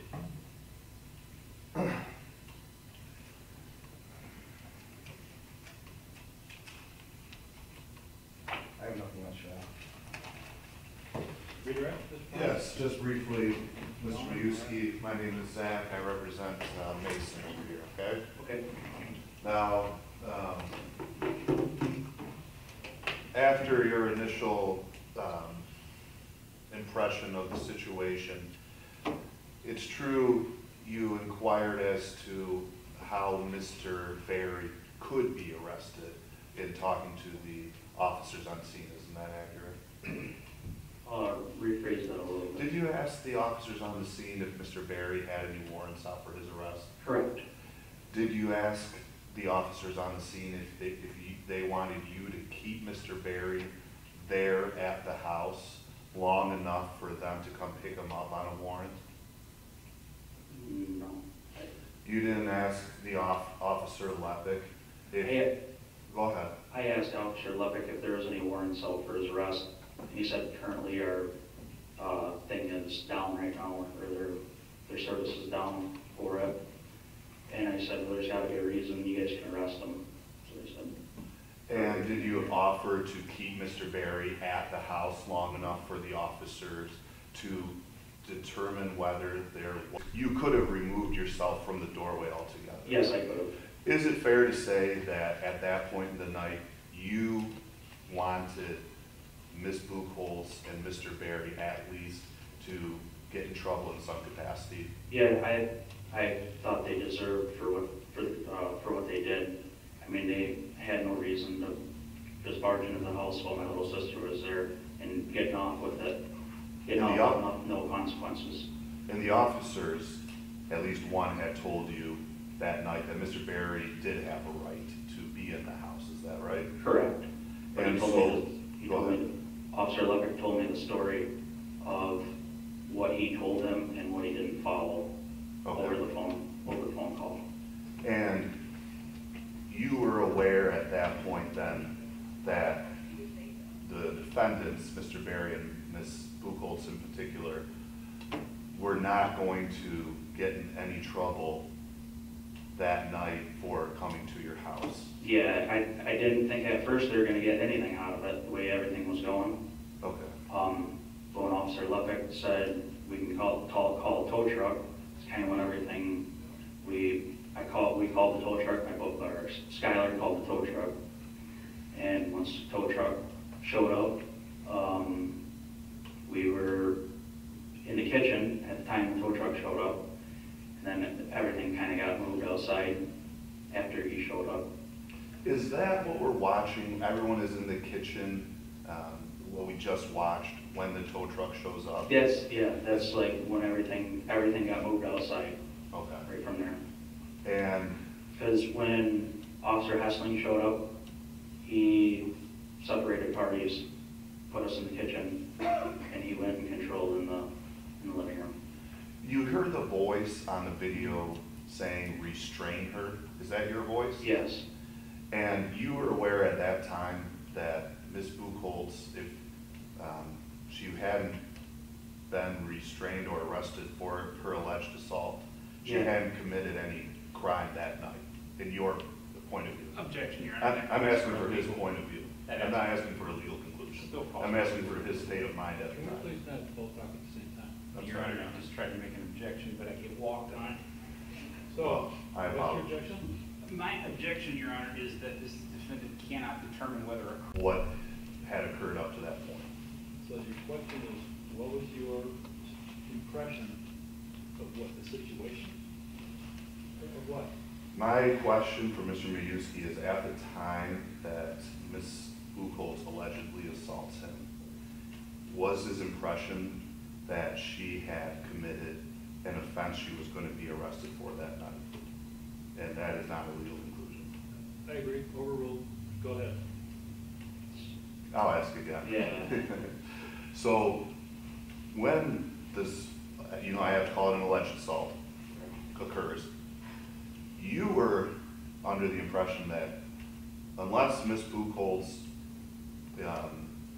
or Mr. Berry or Mr. Pechette does something worthy of an arrest, they were not going to be arrested that night. Yeah, I was under a conclusion if they weren't going to do nothing, they weren't going to get anything out of it. But the thing is they broke and entered with no permission. I appreciate that. Thank you. No further questions. Thank Chief, cross-examination? Yes, Shannon, thank you. Mr. Majeski, my name is Michael Morosky, and I represent Mr. Brandon Berry, so I'm going to be asking a few questions, okay? On that evening, did you have permission to enter the home by Allison? Yes, I had permission from, well, it's my sister. Right, but I did not. Your younger sister, not Allison. My younger sister, I got permission from. And did Mr. Berry give you permission to enter the home? No, I did not. And there was some testimony that when you walked in the home, Mr. Berry was sitting on the couch? Correct. And you had some choice words for him? Yes, I did. Do you recall what it was?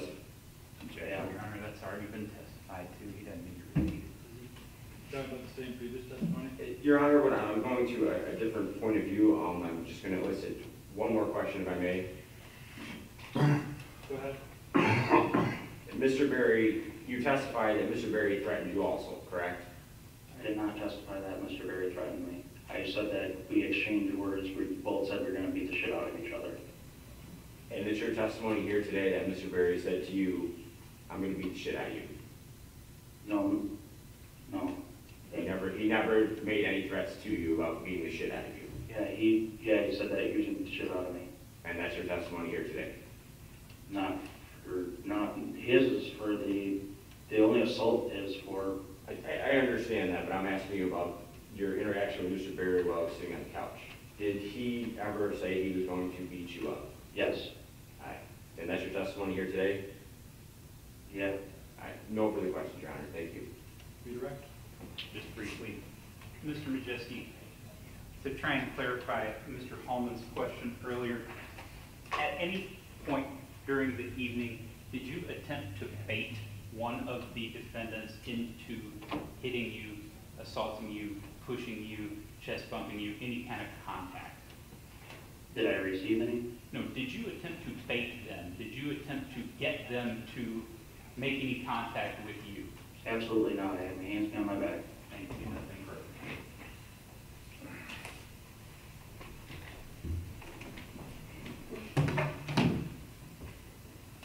So, Mr. Allen? This goes to baiting, Your Honor. So, He's lying.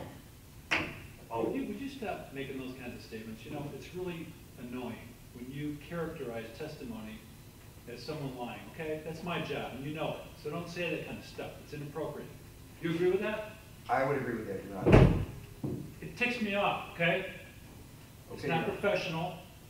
And don't do it again. I will not, Your Honor. We're going to take a break. Off the record. I'm not going to excuse him at this point in case there is something that comes up as a result of another witness. So we're going to take a break till 1:30. Get a heat up down. Thank you. Don't discuss your testimony with anybody. And the people will call Officer Phil Beacons to the stand.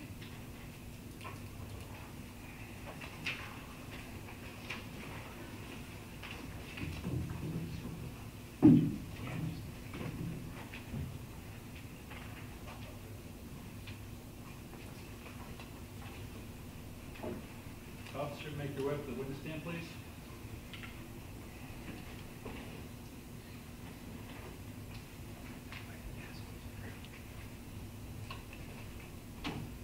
This court reporter, raise your right hand, please. Do you solemnly swear or affirm that the testimony you're about to give shall be the truth, the whole truth, and nothing but the truth, so help you God? Thank you. You may have a seat. Make yourself comfortable. Make sure you speak up so we can all hear, okay? Thank you. Sir, can you please state your name and spell your last name for the record? Philip Beacons, D-E-A-C-O-N-S. And how are you employed, sir? With the City of Bad Axe Police Department. And how long have you been employed in that capacity? I have been with Bad Axe Police Department for about 9 years and full-time for 1. And how long have you worked in law enforcement as a police officer? For 9 years. Okay. And to what division are you typically assigned when you're working the Bad Axe Police Department? To our road patrol. Okay. And were you working in your capacity as a patrol officer on the night shift of April 28th of 2023? I was. And at some point were you dispatched to a call in Dwight Township? I was. And is it fair to say that's not in the city of Bad Axe? Absolutely. And why were you sent? I was sent to assist Deputy Lepic. And is that a common practice that you will assist the deputy outside of the city limits of Bad Axe? It does happen so frequently when they need an extra body. Okay. Were you the next closest officer? At that time I was. What was the address to which you were sent? You need to look at your report to refresh your recollection. Go ahead. 1925 East Kinde Road. Okay.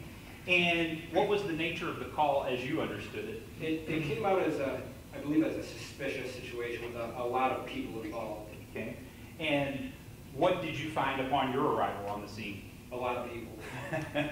And did you locate Deputy Levick at that time? I did. Okay. And so what was your role in the investigation at that point? At that point, I was simply just there to assist him, try and keep the peace between parties while he did his investigation. If you could estimate, how many people would you say were there when you got there, including the defendants? I mean, just a rough guess, I'd say a minimum of 12, probably more. Okay. And what was your impression of the mood of the room when you got there? It was heated. Okay. Yeah, there's definitely a lot of back and forth. And so your responsibility, as you stated, you were just keeping the peace, more or less, at that point? Yes. And because, is it fair to say that Deputy Levick was the officer in charge, this was his call? Absolutely. Okay. And at some point, does another deputy arrive when you're there? Yep, Deputy Hessling arrived shortly after I did. All right. And at some point, you're watching over the defendants in the living room, is that correct? Correct. Okay. And is it fair to say that Defendant Buchholz stands up and leaves the room, or attempts to leave the room? Yes. Okay. And something takes place after she leaves the room, is that fair to say? Yes. And do you witness what takes place? I do. And what do you see as she's leaving the room? Which time? So she did get up to leave the living room twice. This would be the time before you escort her out of the house. Okay. So at that point, she had gotten up and walked out and around towards the kitchen. Did she tell you where she was going? I don't recall if she said exactly what she was doing at that point. Okay, so she heads toward the kitchen, and what happens next? There's a number of people, well, there's people everywhere. There's a couple of people kind of in the entryway and then throughout the kitchen. She asks one of them to move, and they don't, which is fine. Looking at it, it's tight, but there's room to walk through.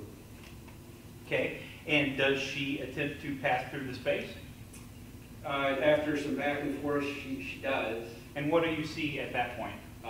She just gets up right in the face and essentially chest bumps one of the males that was standing there.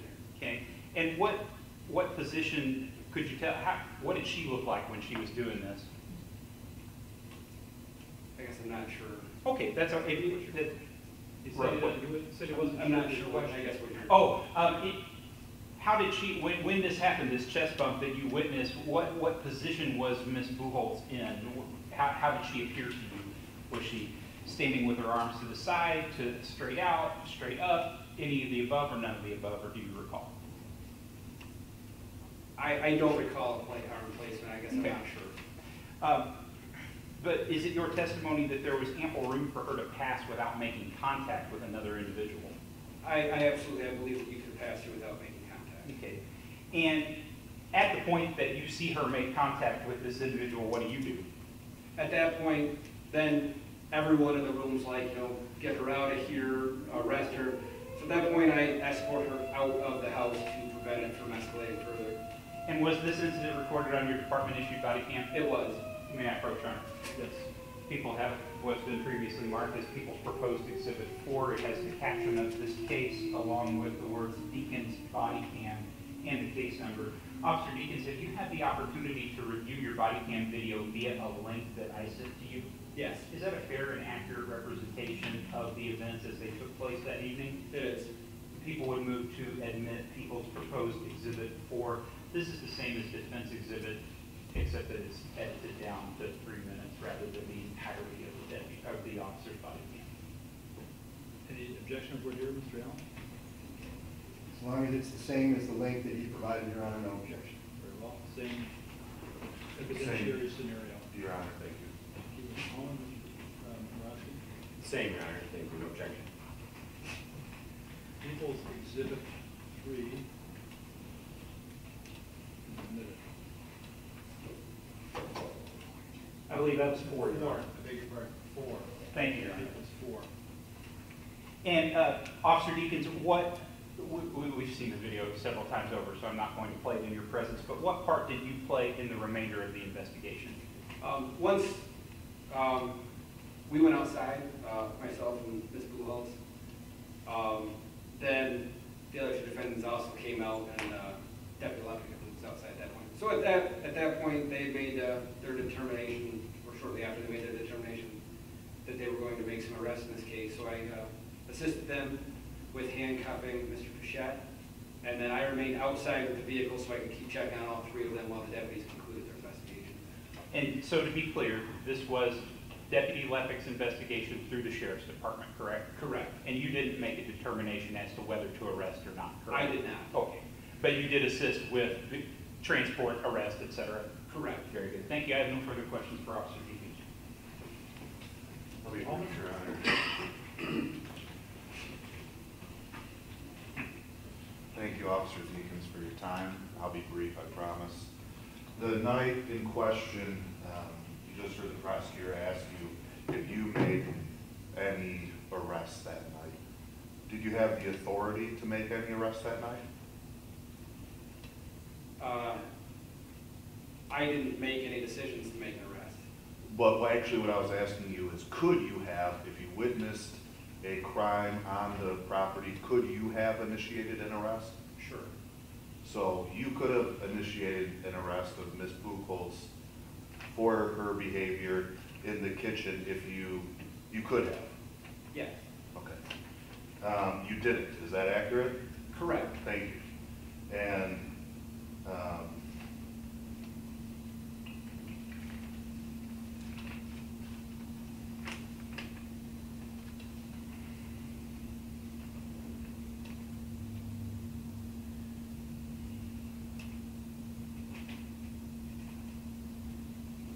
who made the determination between you and Officer Leppick and Officer Hessling that a home invasion had occurred? I'm not sure which one of the 2 deputies made that determination. I couldn't say for sure. I'm assuming it's Deputy Leppick, but I don't know that. Okay, that's all the questions I have, Your Honor. Ms. Moraski? No question, Your Honor.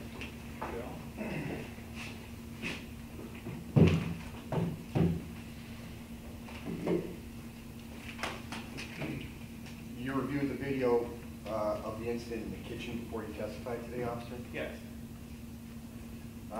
You would agree with me that it shows nothing of the lower bodies of the 2 individuals that were involved?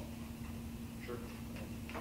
And approximately how long do you estimate it took you to get your hands on my client after the alleged assault of Mr. Mayeski occurred? It wasn't very long. A couple Seconds? Okay. And how far away at that point was Allison Majeski? I'm not sure. Okay. Did you see Ms. Buchholz make contact with Allison Majeski? Your Honor, Allison Majeski was on a cruise that night. Alexis, Your Honor, I've done it. Mr. Hallman has infected my head with it now. So yes, Alexis, I'm sorry. I don't believe I saw her make any contact with Alexis. Okay. And you would agree that there's nothing on the videotape that you reviewed prior to this that shows any kind of contact between Ms. Buchholz and Alexis Majeski, would you? Correct. Okay. And you were putting your hands on her within 1 second of that chest bump, correct?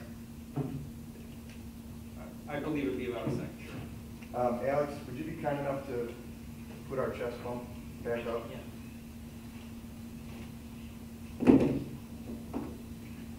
Can we have it not in the super slow motion too, possible? Can we have it, or because Not having the super slow motion. I mean, it took a long Right. time to get to the issues. Give me just a second. Let's load it.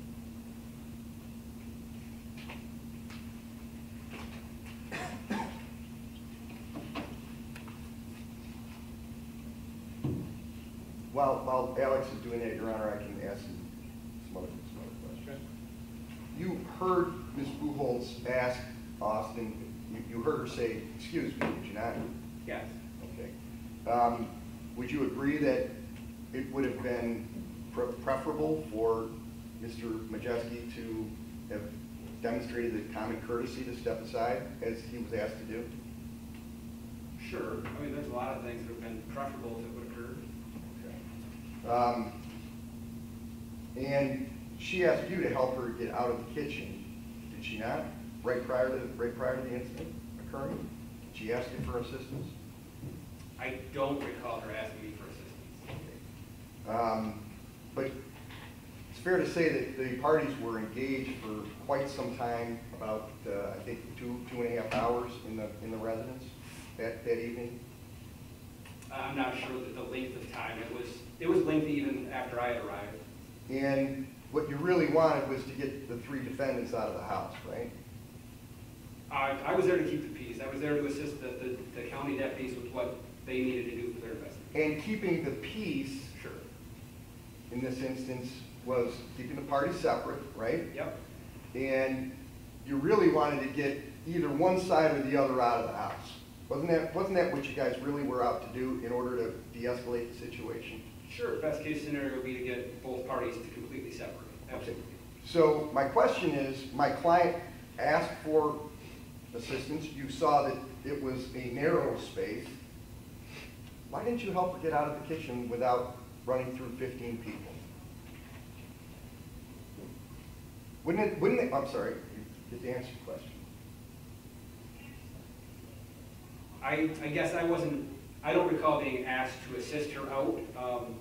I felt that in the room that there was, that she could have been able to walk out unassisted. I followed her to make sure that nothing happened between them. This wasn't the first time she'd gotten up to get into someone's face either.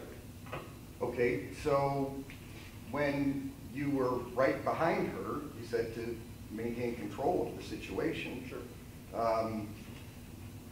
There was nothing that you could have done at that point to prevent the 2 people from making contact? Short of telling everyone to, in this instance, I would say no, based on the circumstance I had. What was it that made you decide that it was Erin moving forward and not Austin moving forward, their chests both moving forward, that it was Erin that was the perpetrator and Austin not the perpetrator? I don't believe that Austin moved. Erin had taken a step towards him, as I recall.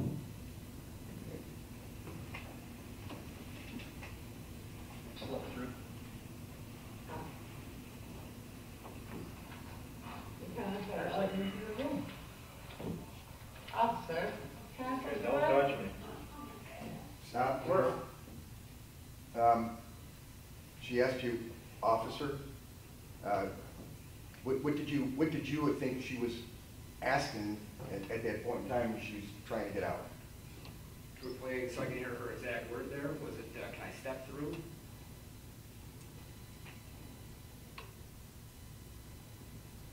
Slip through it all. I actually can't.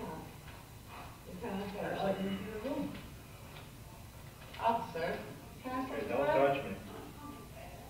Can I step through? Correct? I mean, is that what you think she said? Is that what she said? That's what I hear. Can I step through? Okay. Her gesture, her tone, you didn't pick up that she was asking for some help to get out of the kitchen there? That thought never occurred? She didn't say, officer, can you help me step through? She said, officer, can I step through? And at this point, I'm not stopping her from moving. She's been allowed to move off the couch to the bathroom. She's been allowed to move around.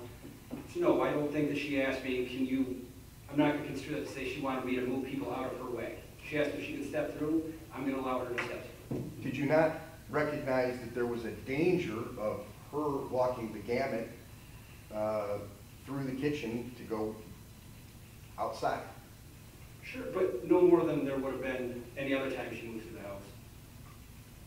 But it was your job to keep the parties separated, was it not? Sure. And it was also your job to investigate whether any other crimes had been committed, right? I honestly, I'm not investigating any crimes at this point. I'm just there to assist. You're there to keep the peace. Yes. Okay. And you would agree that, because we're all here today, the peace wasn't kept that night? Sure. Nothing else, Your Honor? Redirect? No redirect, Your Honor. You may step down, thank you. Could ask that Officer Deacons be excused, Your Honor. Any objections to the officer being excused? Mr. Allen? Allen? No objection. None from me, Your Honor. No objection, Judge. Officer, you're free to go back to business. Thank you for your attendance. You're excused.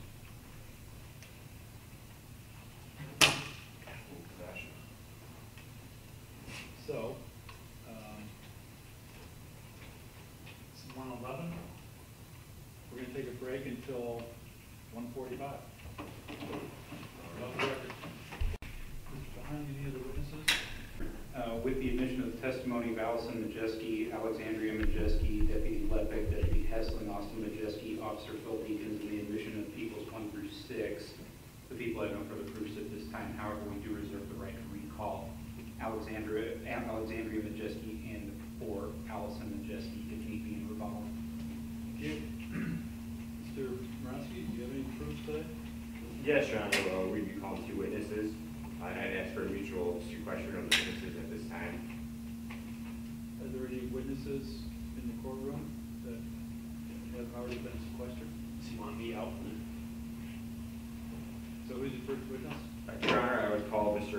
Kyle O'Mara to the stand. Mr. O'Mara, make your way to the witness stand.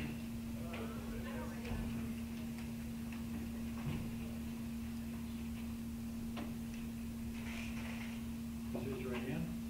Do you solemnly swear or affirm that the testimony you're about to give shall be the truth, the whole truth, and nothing but the truth, so help you God? Yes. Thank you. You may have a seat. Make yourself comfortable. Make sure you speak up so we can all hear. Thank you.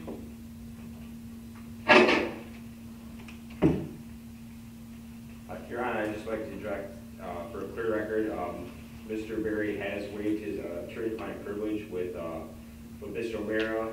He's executed a document with the same, foregoing his attorney-client privilege at this time. So apparently Mr. O'Mara previously represented or currently represents Mr. Berry? Previously, Your Honor. Okay. Is that right, Mr. Berry? Yes, Your Honor. All right, go ahead. Thank you. Could you please state your name for the record? Kyle O'Mara. And spell your last? O''M''A''R''A. Thank you, Mr. O'Mara. How do you know Mr. Brandon Berry? He's a former client of mine.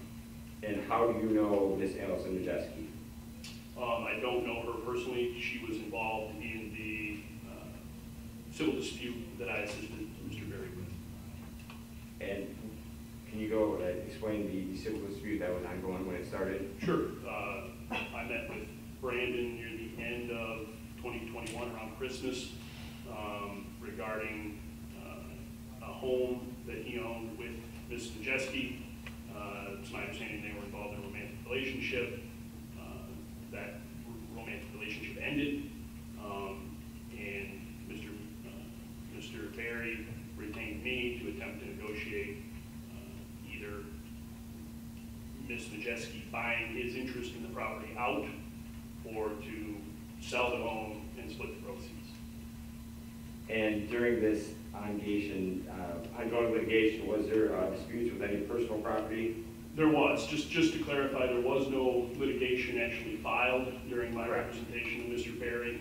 It was an effort to negotiate a resolution without the need to file suit or incur legal costs. And how did you advise Mr. Berry to proceed on this matter? So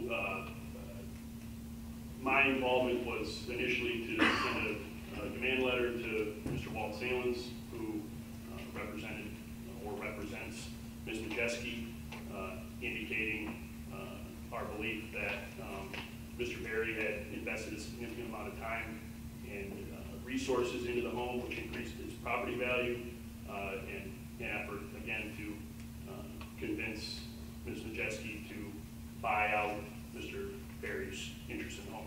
Initially, Mr. Berry was adamant that he preferred, because of his investment in time and resources in the home, he preferred to be able to stay in the home rather than have Ms. Majeski buy him out. He wanted to buy the home by her out. But there was some back and forth with Mr. Salins and I. And during those conversations, did you ever advise Mr. Berry whether or not he could go back to the home? Yes. Mr. Berry provided me with a copy of his deed, the deed that listed both he and Ms. Majeski. It indicated that they held the home as joint tenants with full rights of survivorship. So I advised Mr. Berry that he was just as much an owner of the home as she was, and that he could return to the premises. All right, thank you, Mr. Mayor. No more further questions, Your Honor. Mr. Pine? At what date did you advise Mr. Berry that he could return to the residence? I don't recall the exact date. I represented him from, again, around Christmas of 2021 until June of 2022. During that time, there were approximately 6 or 7 letters back and forth between myself and Mr. Salins. I spoke with Mr. Berry often, met with him often, and I would say, classify it as repeatedly during the course of that representation. I would have advised him that. Did you advise him of that after June 22, or was that the termination of your professional relationship with Mr. Berry? I'm not sure if I said June 22 or if you had that day first. Okay. Or the year 2022, you're saying? Okay. Yes, June of 22, you, I believe, did you say that you terminated, or your representation was terminated? Yes. So that there wouldn't have been any point after June of 2022 that I discussed this matter with Mr. Berry. He had retained new counsel. I provided those demand letters to his new attorney, Mr. Rooney, and that was the end of our relationship. So it's fair to say then, over the course of December 2021 to June of 2022, a 6-month period, that on multiple occasions you advised Mr. Berry that he could return to the property at any time? Yes, he was a joint tenant with full rights of survivorship. In my opinion, Michigan law is relatively clear that joint tenants have an undivided interest to access the whole of the property. Mr. Berry was also concerned about some personal property, so I advised him that was still located on the premises. I advised him to compile records or documents that would establish his own ownership, and that he was free to enter the premises and retrieve those items. And so you said that there was no cause of action filed in the district or circuit court in this matter. Is that fair? Not during my representation, Mr. Berry, yes. And there were multiple, or only, I believe you might have said 6 or 7 letters sent between you and Mr. Salins, who represented Ms. Majeski? Yes. Was there ever a final order or agreement in this matter, short of litigation? Not that I'm aware, not during my representation. Isn't it true, Mr. O'Mara, that at one point you and Mr. Salins had an agreement that Mr. Berry would not return to the property? I don't recall that, no. So if Mr. Salins were to testify to that fact, would he be mistaken, or would he be lying, or might you just not remember? Well, there's certainly the chance that I don't remember that. I can say with absolute certainty there was no written agreement of any kind between myself and Mr. Salins or Mr. Berry and Ms. Majeski during my representation, Mr. Berry. Thank you. I have no further questions. Mr. Allen? May I approach, Your Honor? You may.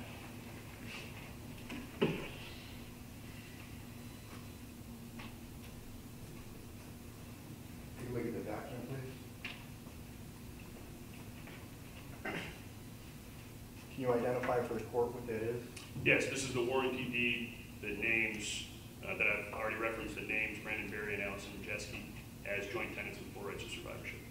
You testified earlier that you received a deed from Mr. Berry when you began your representation? Yes. Is that the deed you received? It is. Do you have any admission or any objections to the admission? Could I take a look at it before I say so?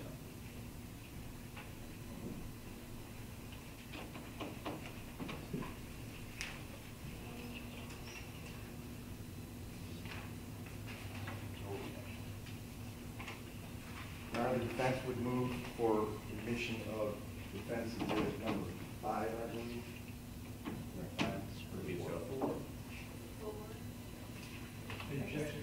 Objection or adjourned, Mr. Pine? None from the people. Mr. No objection. Allen? Mr. Morosky? No objection. Exhibit 4 is admitted. sorry, Your Honor? He's admitted. Thank you.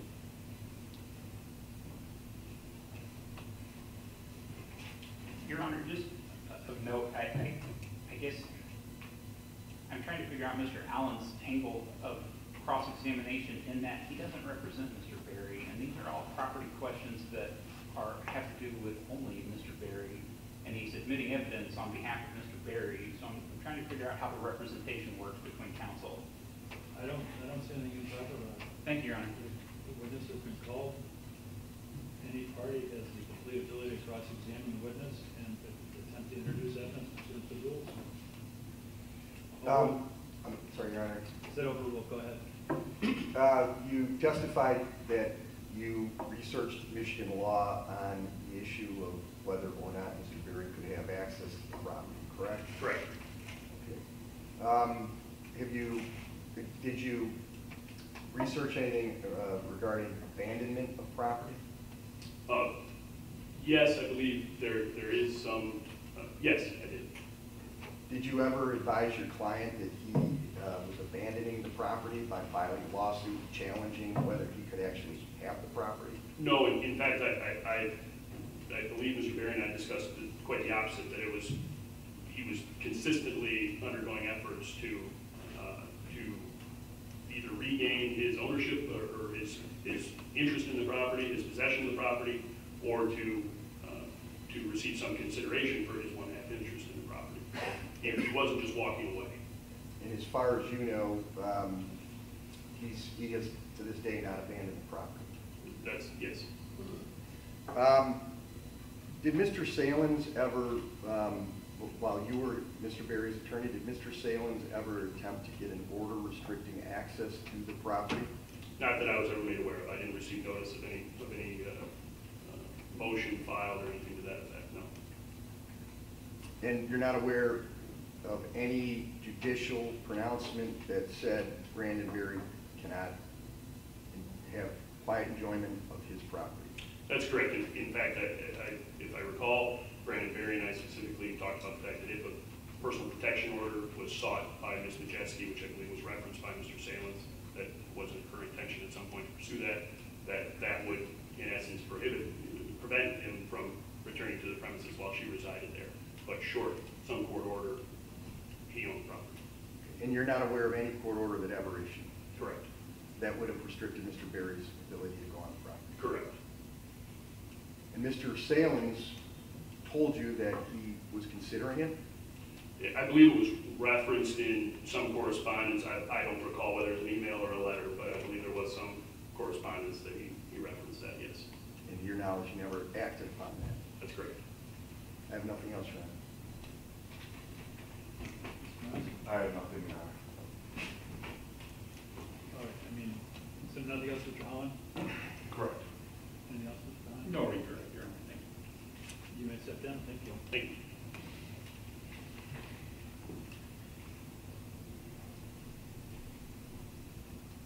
Next witness?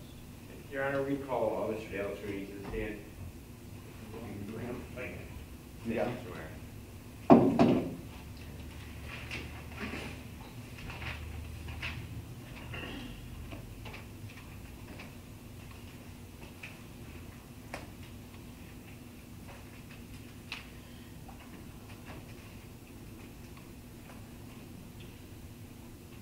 Your Honor, I'm sorry. May I be excused? Any objection to this witness being excused, Mr. Ronsky? No, Your Honor. Counsel? None for me, Your Honor. No objection, Your Honor. None from the people. You're excused. Thank you.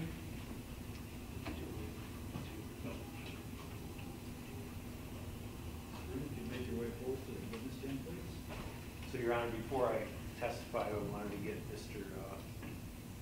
Brandon to waive his attorney-client privilege. And you want to do that? You want to do an examination, or Mr. Ronsky, or who? Your Honor, Mr. Berry has verbally waived his attorney-client privilege with Mr. Rooney, but I don't believe that the document was executed saying the same. Do you have a proposed document? I do not. Would you like to have a written waiver? Or do you want to state on the record? Yeah, just state on the record. Mr. Berry, Mr. Rooney previously represented you, is that right, or does he now? I still currently. Okay, he represents you now. it's my understanding from what's going on here that your lawyer, Mr. Morosky, is calling Mr. Rooney to testify about his representation of you during this dispute, correct? Yeah. The civil dispute is to the property ownership, occupancy, and so on, right? You have to say yes or no. Yes. And is it correct that you want Mr. Rooney to testify? Yes. And you understand that for him to testify, you have to agree to give up any right to attorney-client privileged information. You understand that? Yeah. And are you willing to do that? Yes, Your Honor. Do you hereby waive any attorney-client privilege as to confidential information with regard to this specific property matter? Yes, Your Honor. Satisfied, Mr. Rooney? I am. Thank you. All right. You can make your way to the witness stand, please.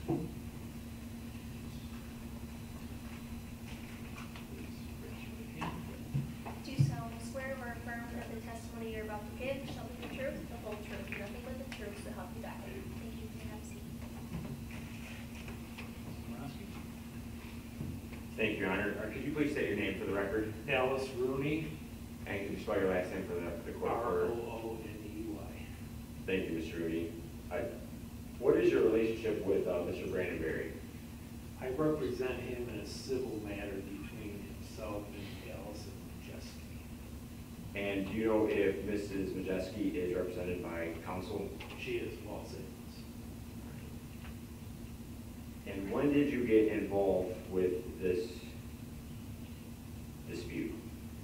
August of last year, Brandon came to my office wanting to hire me to take over the case from Kyle Amaro. And at that time, what did you advise Mr. Berry regarding his rights to them? Well, I confirmed that he had told me that Kyle had told him that he could go in that house basically anytime he wanted to because it was his house. And I confirmed that that would be my position as well, that Brandon could move in and out of that house anytime he wanted. Allison could move in and out of that house anytime she wanted because they were joint owners to the property. And are you aware of a deed that's been listed as Exhibit 4, a warranty deed? I've seen, haven't seen your Exhibit 4, but I definitely have seen the warranty deed. The court's handed Exhibit 4 to Mr. Rooney?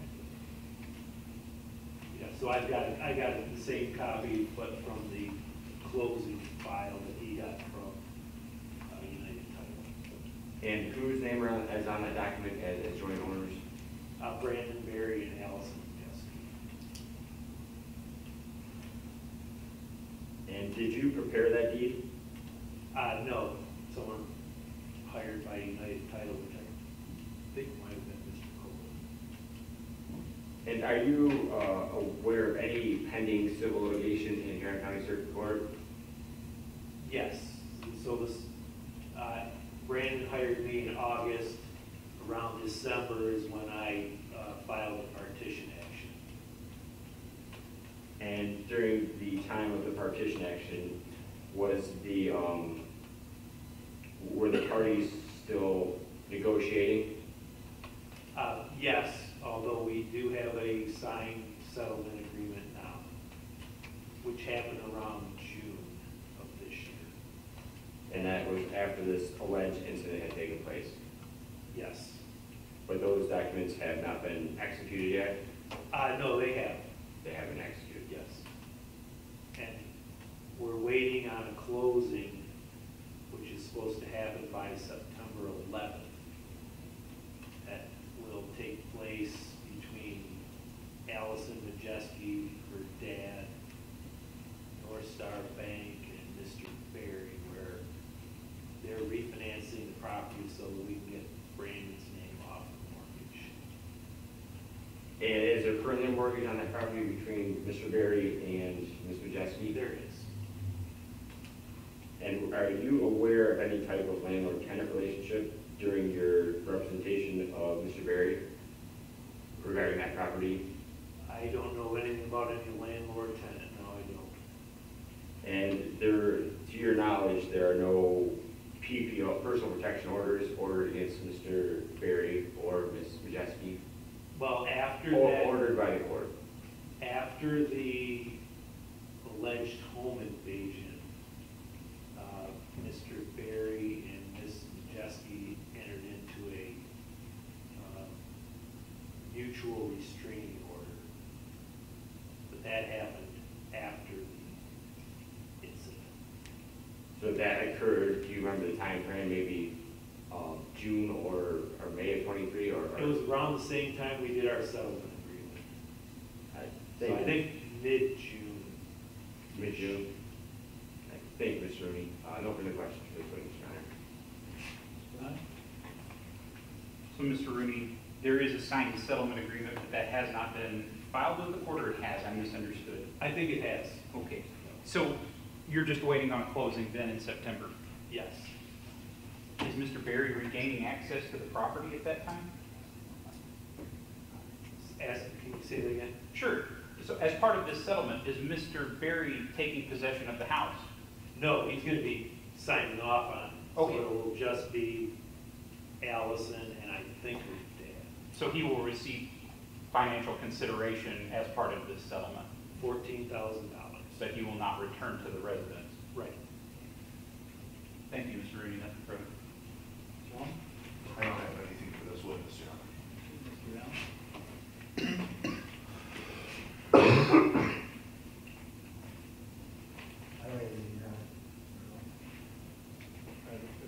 Question, Mr. Rooney, to your knowledge, when is it that Mr. O'Mara last told Mr. Berry that he would be able to, had the right to enter upon the property at any time? Or do you not know? It would have been before I took over for Mr. O'Mara, which was August-ish. 22? Yes. And when you were retained by Mr. Berry, when did you first tell him, if you recall, that Mr. Berry was allowed to enter upon the property? Pretty early, very early. In your retention? Yep. And to your recollection, when is the last time you told Mr. Berry that he would be able to enter upon this property? If you recall. I don't think we really got into that once we got along on the case and the settlement and the back and forth to try and get a resolution. It was not really brought up much after our initial conversations. And your initial conversations were in, when did it begin? August of last year. 22? Yep. And when did things shift toward resolution? Well, once we filed suit, I think that brings people to the table a little more than not.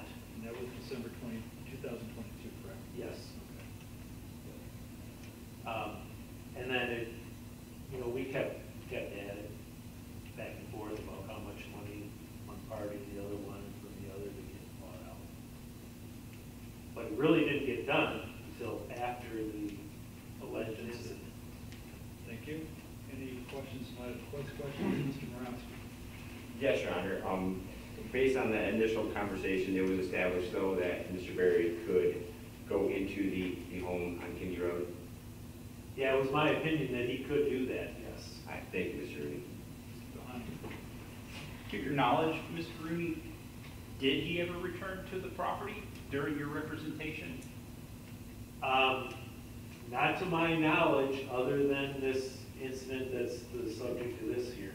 So to your knowledge, did he ever stay there overnight? Not to my knowledge. I think he'd been locked out by the time I was brought in. Thank you. Nothing further, Your Honor. I have nothing further, Your Honor. Did you at any point in time tell Brandon Berry that he absolutely could not go on the property prior to April 28, 2023?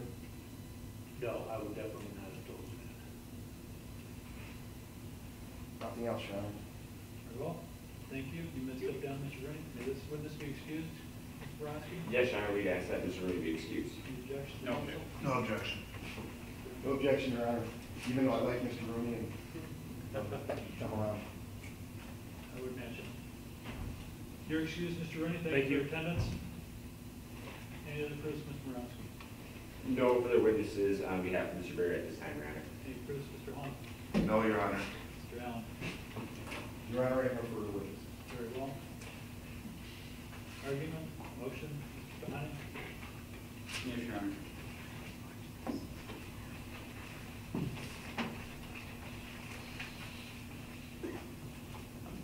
Your Honor, despite the claims by the defendants to the contrary, ownership of this property is not in question. The people have agreed and said on the record that we believe that Mr. Berry is indeed a co-owner of this property. But that's not the issue here.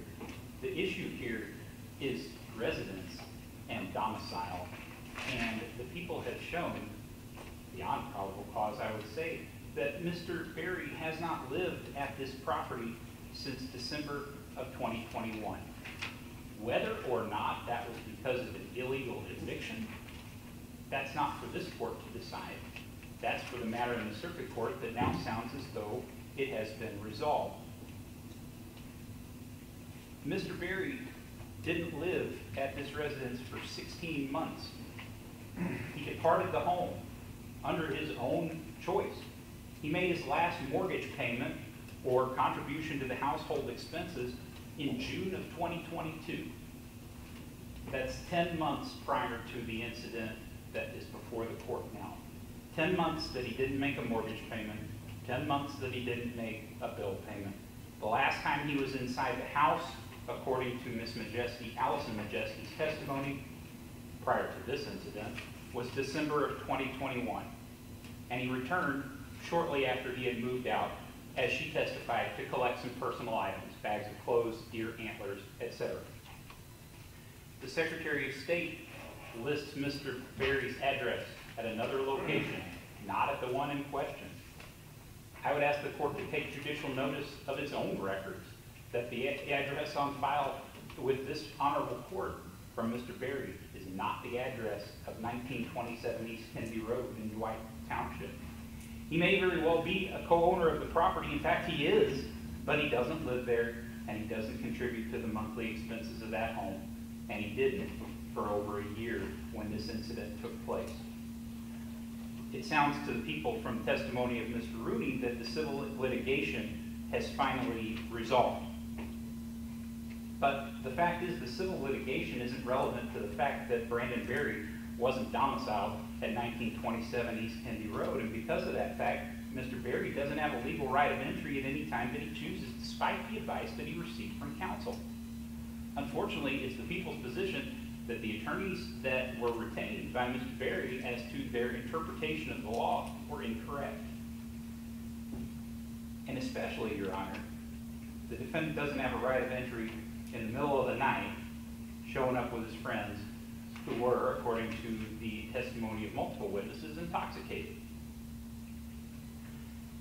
As Mr. Allen pointed out earlier, residents of a home have a right to the peaceful and quiet enjoyment of that home. Co-owner cannot interfere with the right to quietly enjoy that residence.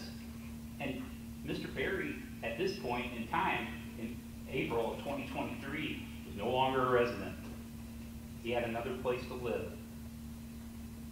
He could have legally arranged for entry into this property that he owned to inspect it or to retrieve personal property. In fact, he expressed his frustration that we saw on the video in spending tens of thousands of dollars on 3 attorneys and making no progress. Defendant Berry knew that there was a legal manner in which he could gain entry to the home. He had an attorney representing him for that very purpose. If he needed personal property, if he needed to gain access for an inspection of the home, he could have sought that through counsel, Mr. Rooney. He did not. He was frustrated that things were not moving along and decided to take matters into his own hands, and along with his co-defendants, entered the property illegally in the middle of the night, again, while intoxicated. He did have a legal right to entry, but he didn't do it in the right way. I would ask the court to reference this court's own docket of State of Michigan versus Luther Gabriel Bensmore. That was docketed under 22-30-FY in the district court. In that case, Mr. Dinsmore rented an apartment for his girlfriend. His name was on the lease, he paid all the bills, and he visited the apartment on a regular basis to spend time with his girlfriend. He couldn't have a domicile at that apartment due to a ruling by the Michigan Department of Corrections that he had to live with his father at another address. Dinsmore and his girlfriend broke up. She brought a new man into the apartment. Mr. Dinsmore showed up, forced entry, committed an assault. The defendant in that case before this honorable court argued that because he was on the lease and paid all of the bills and had a regular right of entry into the residence while he was dating his girlfriend, that he didn't need permission to enter after they broke up, because the apartment was, in fact, his. This court ruled that at the termination of the relationship, despite the name on the lease or the responsibility for the bills, defendant no longer had an automatic right of entry, and this court bound over Mr. Dinsmore on home invasion first. As attempting to testify in an official proceeding or attempting to interfere with her decisions in civil litigation. This incident was nothing but a bullying tactic to frighten Allison Majeski into acquiescing to Defendant Berry's wishes in the ongoing civil litigation. He said as much. He was there to put pressure on her to sell. Ms. Buchholz said as much. She was there to put pressure on Allison Majeski. In fact, they waited until they knew Ms. Majeski wasn't there and performed this act while her little sister was house sick. As to Defendant Buchholz, Your Honor, the people have shown evidence that she committed 2 assaults while in the residence. In fact, hers were assaults and batteries, even though the home invasion statute only requires an assault. A battery is not necessary. Furthermore, all 3 defendants committed an assault when they entered this home and scared Alexandria Majeski upon their entry, unannounced, intoxicated, forcing her into a bedroom to call 911. She indicated to the court how scared she was and that she was in fear of her personal safety because of these people showing up in the middle of the night at the house for which she was house sitting. Defendant Pechette, while not as vocal during the incident, knowingly and willingly conspired with his co-defendants to commit a legal act in an illegal manner, as well as act in a manner that would serve to intimidate Allison Majeski. He made no effort to leave. He made no effort to stop his co-defendants. He aided and abetted them from the onset of this incident.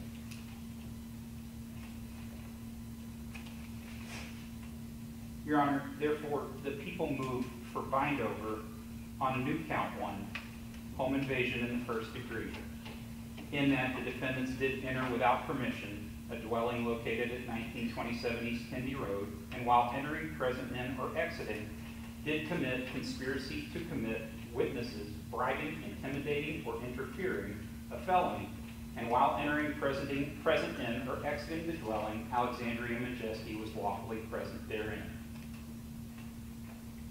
In the alternative, the people moved for a bindover on home invasion in the first degree, in that the defendants did enter without permission a dwelling located at 1927 East Kinde Road, and while entering, present in, or exiting, did commit conspiracy, legal act, in an illegal manner, a felony, and while entering, present in, or exiting the dwelling, Alexandria Majeski was lawfully present therein.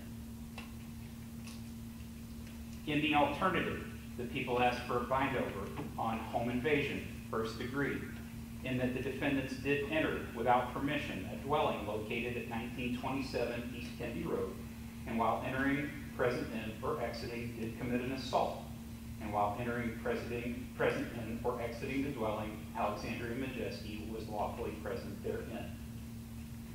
In the alternative, Your Honor, as to Defendants Berry and Pechette, the people, if the court does not find probable cause in home invasion first, would ask for a bindover on the count of home invasion in the third degree, in that the defendants did enter without permission a dwelling located at 1927 East Kinde Road, and while entering, present in, or exiting, did commit a conspiracy to commit trespass, a misdemeanor.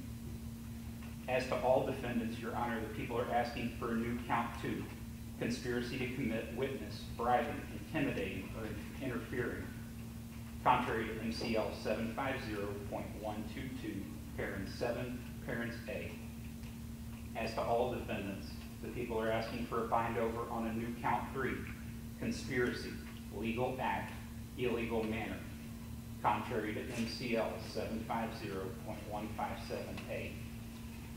Does the court have any questions of the people? Can you reiterate what the legal act was? The legal act Trying would to be... get title transfer? Is that what you said? No, Your Honor, that as a co-owner of the home, the people have no argument that Mr. Berry has a right to enter that property. However, not in the middle of the night, not while intoxicated, and not while bringing his two friends. He was not a resident at the property any longer.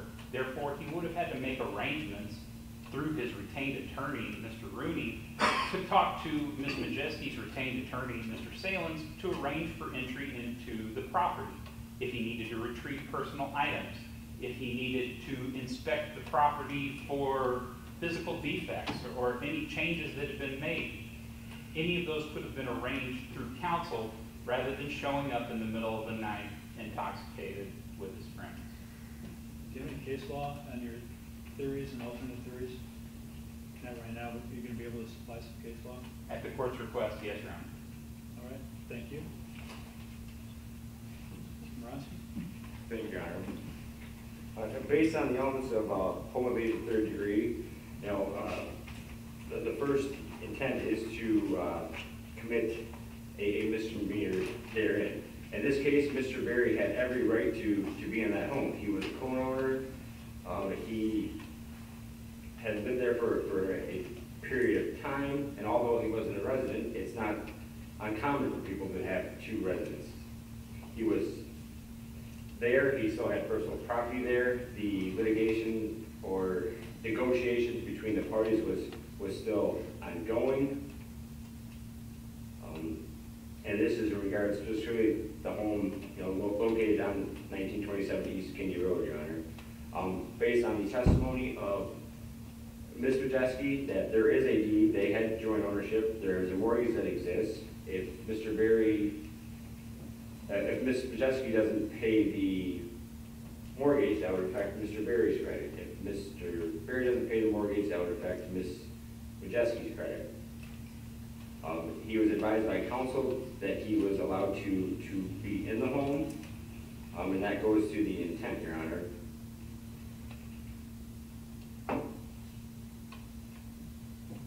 And moreover, there was nothing that prevented Mr. Berry from accessing that home at any time, and that's based on People versus Brownfield. A person does not commit a breaking and entering when he has the right to enter the home at issue. Specifically this home at 1927 East Kinde Road. Mr. Berry had every right to be in that home. He had every right to bring guests or invitees with him, Your Honor. Based on all that information, we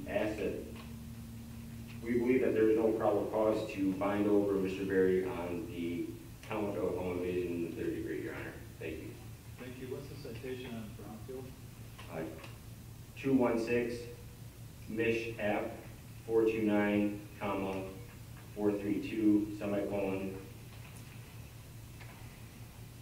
Thank you. Alma? Thank you, Your Honor. I'll be brief. Leave the comments regarding Mr. Berry's ownership out because the court has heard, I think, about that at length. And I'll speak only to Mr. Pechette, my client. Your Honor, you've heard these charges at length now. You've seen the record here. And now at this point, we're hearing about conspiracy charges for the first time. I think this court knows for a reason. There was no intent from Mr. Berry.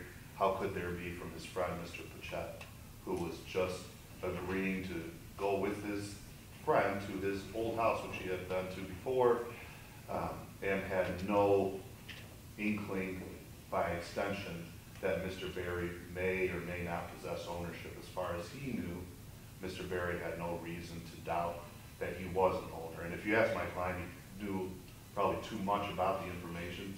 He was aware that Mr. Berry had been talking to counsel and doing everything in his power to maintain an interest in the home.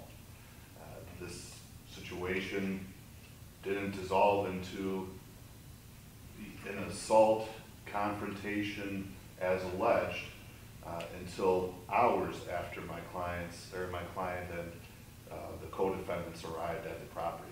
It only dissolved into that when it was suggested that my client's significant other's vehicle be towed, which was an improper recommendation 2 hours after they arrived. There's no possible way, nothing reaches probable cause here, Your Honor, in terms of an intent to commit a felony. You heard Mr. Fahani go through the elements. The only possible chance at this surviving the prelim stage is that there was an intent and then an assault occurred later.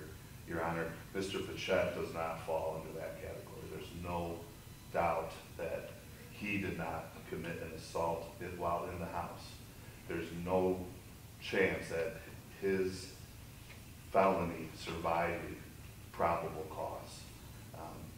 And Your Honor, I have more to say, but I'll leave it there, Your Honor. I think that we've exhausted the arguments. Thank you. Thank you. Mr. Allen?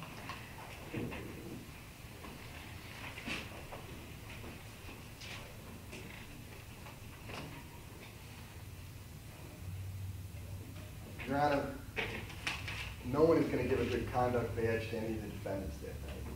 What they did was truly bad,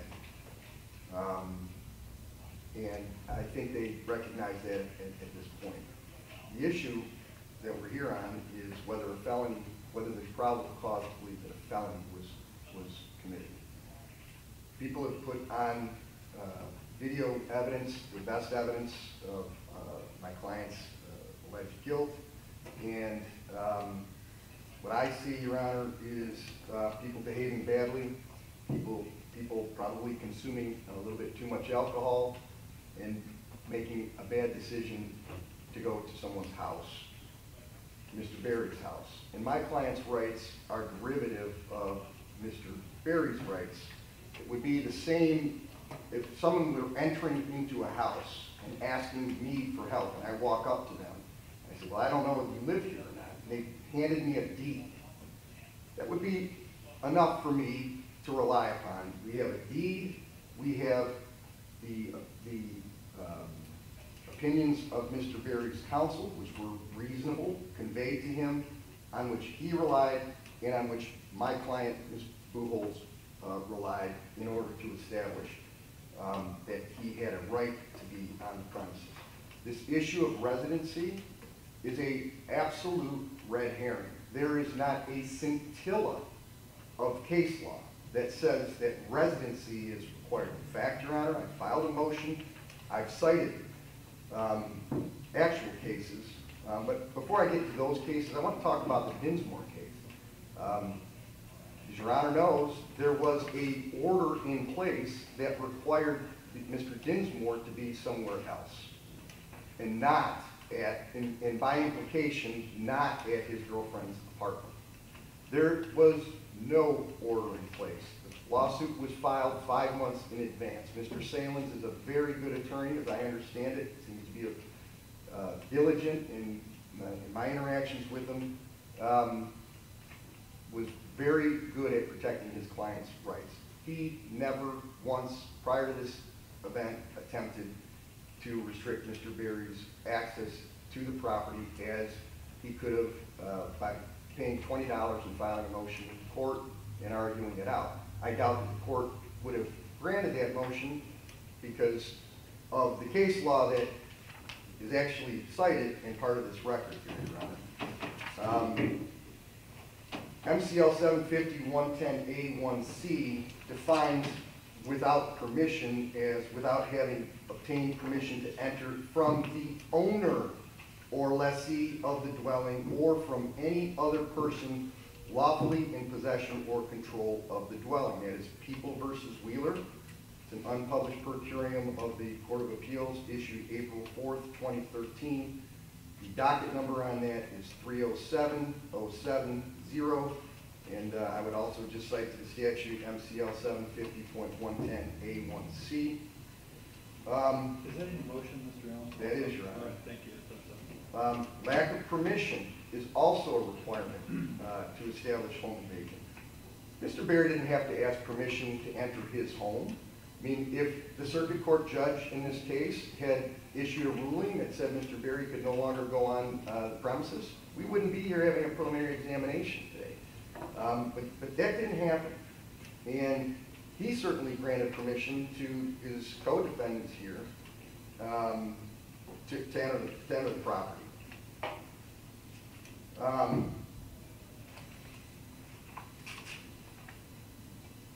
And without being able to establish that element, Your Honor, the rest of the people's case, I think, collapses under the weight of its,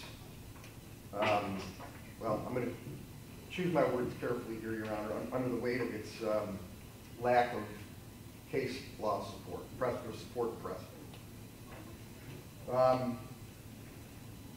Joint tenancies in the state, Your Honor, with full rights of survivorship, provide a possessory freehold estate with an immediate right to occupy the property. That's Wengel versus Wengel, 270 Mishap 86, and that's at page 99 of that case.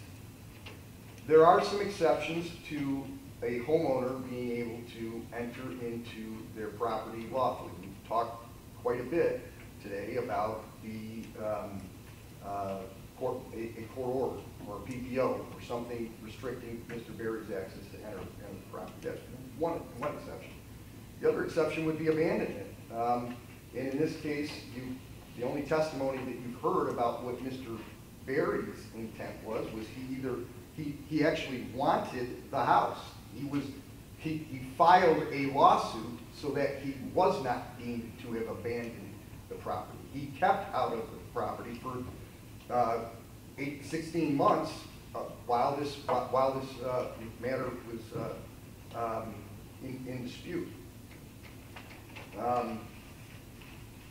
And so the abandonment exception does not apply here. There's absolutely no evidence on the record that Mr. Berry did anything other than assert his full rights as a joint tenant with full rights of survivorship to be in the property. Your Honor, unfortunately, I would love to cite cases on conspiracy and the amended counts, but now the third time that the complaint in this case has been amended 5 minutes ago, I don't have access to case law, but if the court is inclined to consider those amendments, then I think it's incumbent upon us to be able to educate the court as to those newly added counts. I think it's. I agree. I think it's rather prejudicial to raise those issues today when we've had months of litigation in this criminal case, and there's really nothing that's come out here today that's any surprise. The testimony that came out today was all testimony elicited from the prosecutor. So clearly he knew today before putting those witnesses on the witness stand what they were going to say, and I don't think that it's fair for me to have to, on the fly, in 2 minutes' time, find the appropriate case law that's here. But I would close by saying that a man's home is his castle. I believe that Mr. Berry could have used better judgment, as could all of the defendants in this case, to not go to the house. But that's a much different question as to whether or not they should have 5 years of their liberty, or more now, in question. Putting people on trial, having them sit and wait until they get their day in court for a jury is punishment. I've been doing this for a long time, Your Honor, and I know that the trial is often less burdensome than the lead up to the trial. Your Honor is very well aware of the strain that this has caused to my client. We would ask that this case not be bound over, and that Huron County not send a message to the residents of this county that a felony is going to be charged when a man is having an argument in his home with people who are not owners of the home, where no punches are thrown, no property is destroyed, and you know, the incident ended without anybody getting hurt. Mr. Bonnie, how much time would you need to provide any case law or any other authority to support your arguments? Well, Your Honor, the plain language of the home invasion statute is such that if an individual commits a felony after having entered without permission, I'm aware of that. What I'm getting at is, I had stated that if you want to file some, or I asked you if you have authority with regard to domicile and residence as related to ownership and ability to enter on property, occupancy, things like that. You talked about the ability of the landlord. You kind of framed it in landlord-tenant laws as to why Mr. Berry wasn't lawfully able to enter on his property. So I'm asking you, do you want the opportunity to file any case law or other information with regard to support your argument in any fashion, as well as the requested conspiracy grounds? Yes, Your Honor. Okay, how much time would you like? At the court's discretion, Your Honor, I can have this available whenever the court wishes. 14 days? 2 weeks? Yes, Your Honor. And so, Mr. Allen, Mr. Holm, and Ms. Morosky, you are invited to submit any authority that you wish to support your respective client's positions in this matter with regard to whatever aspect of the case you feel is important. I do have the motion. I've read the motion. I've considered it in the context of this hearing today, the preliminary examination. But given the amended charges, which we all know, counsel all knows that the prosecution can add counts depending on the proofs that come into evidence. So it might be a surprise, but it's not prejudicial so long as, in my opinion, I provide counsel the opportunity to respond to the new arguments and charges. So how much time do you need, Mr. Allen, you're not going to give Mr. Bahani's information for 2 weeks, possibly less, and then you would need time to provide what other information to the court that you want to. So what would you be asking for in an ideal world? Your Honor, I would ask for, if Mr. Bahani's going to get 2 weeks, I would ask for 2 weeks to respond to Mr. Bahani. All right, so 30 days. Same. Same, Your Honor. All right, so Mr. Bahani has 2 weeks to submit whatever information, authority, citations, so on, to support the people's position. Defense counsel has 30 days to, A, respond to Mr. Bahani's information and submit whatever other information you deem appropriate. But it need not be in formal brief form. If you want to just make a filing with information and then the support or authority, that's fine. And, one moment.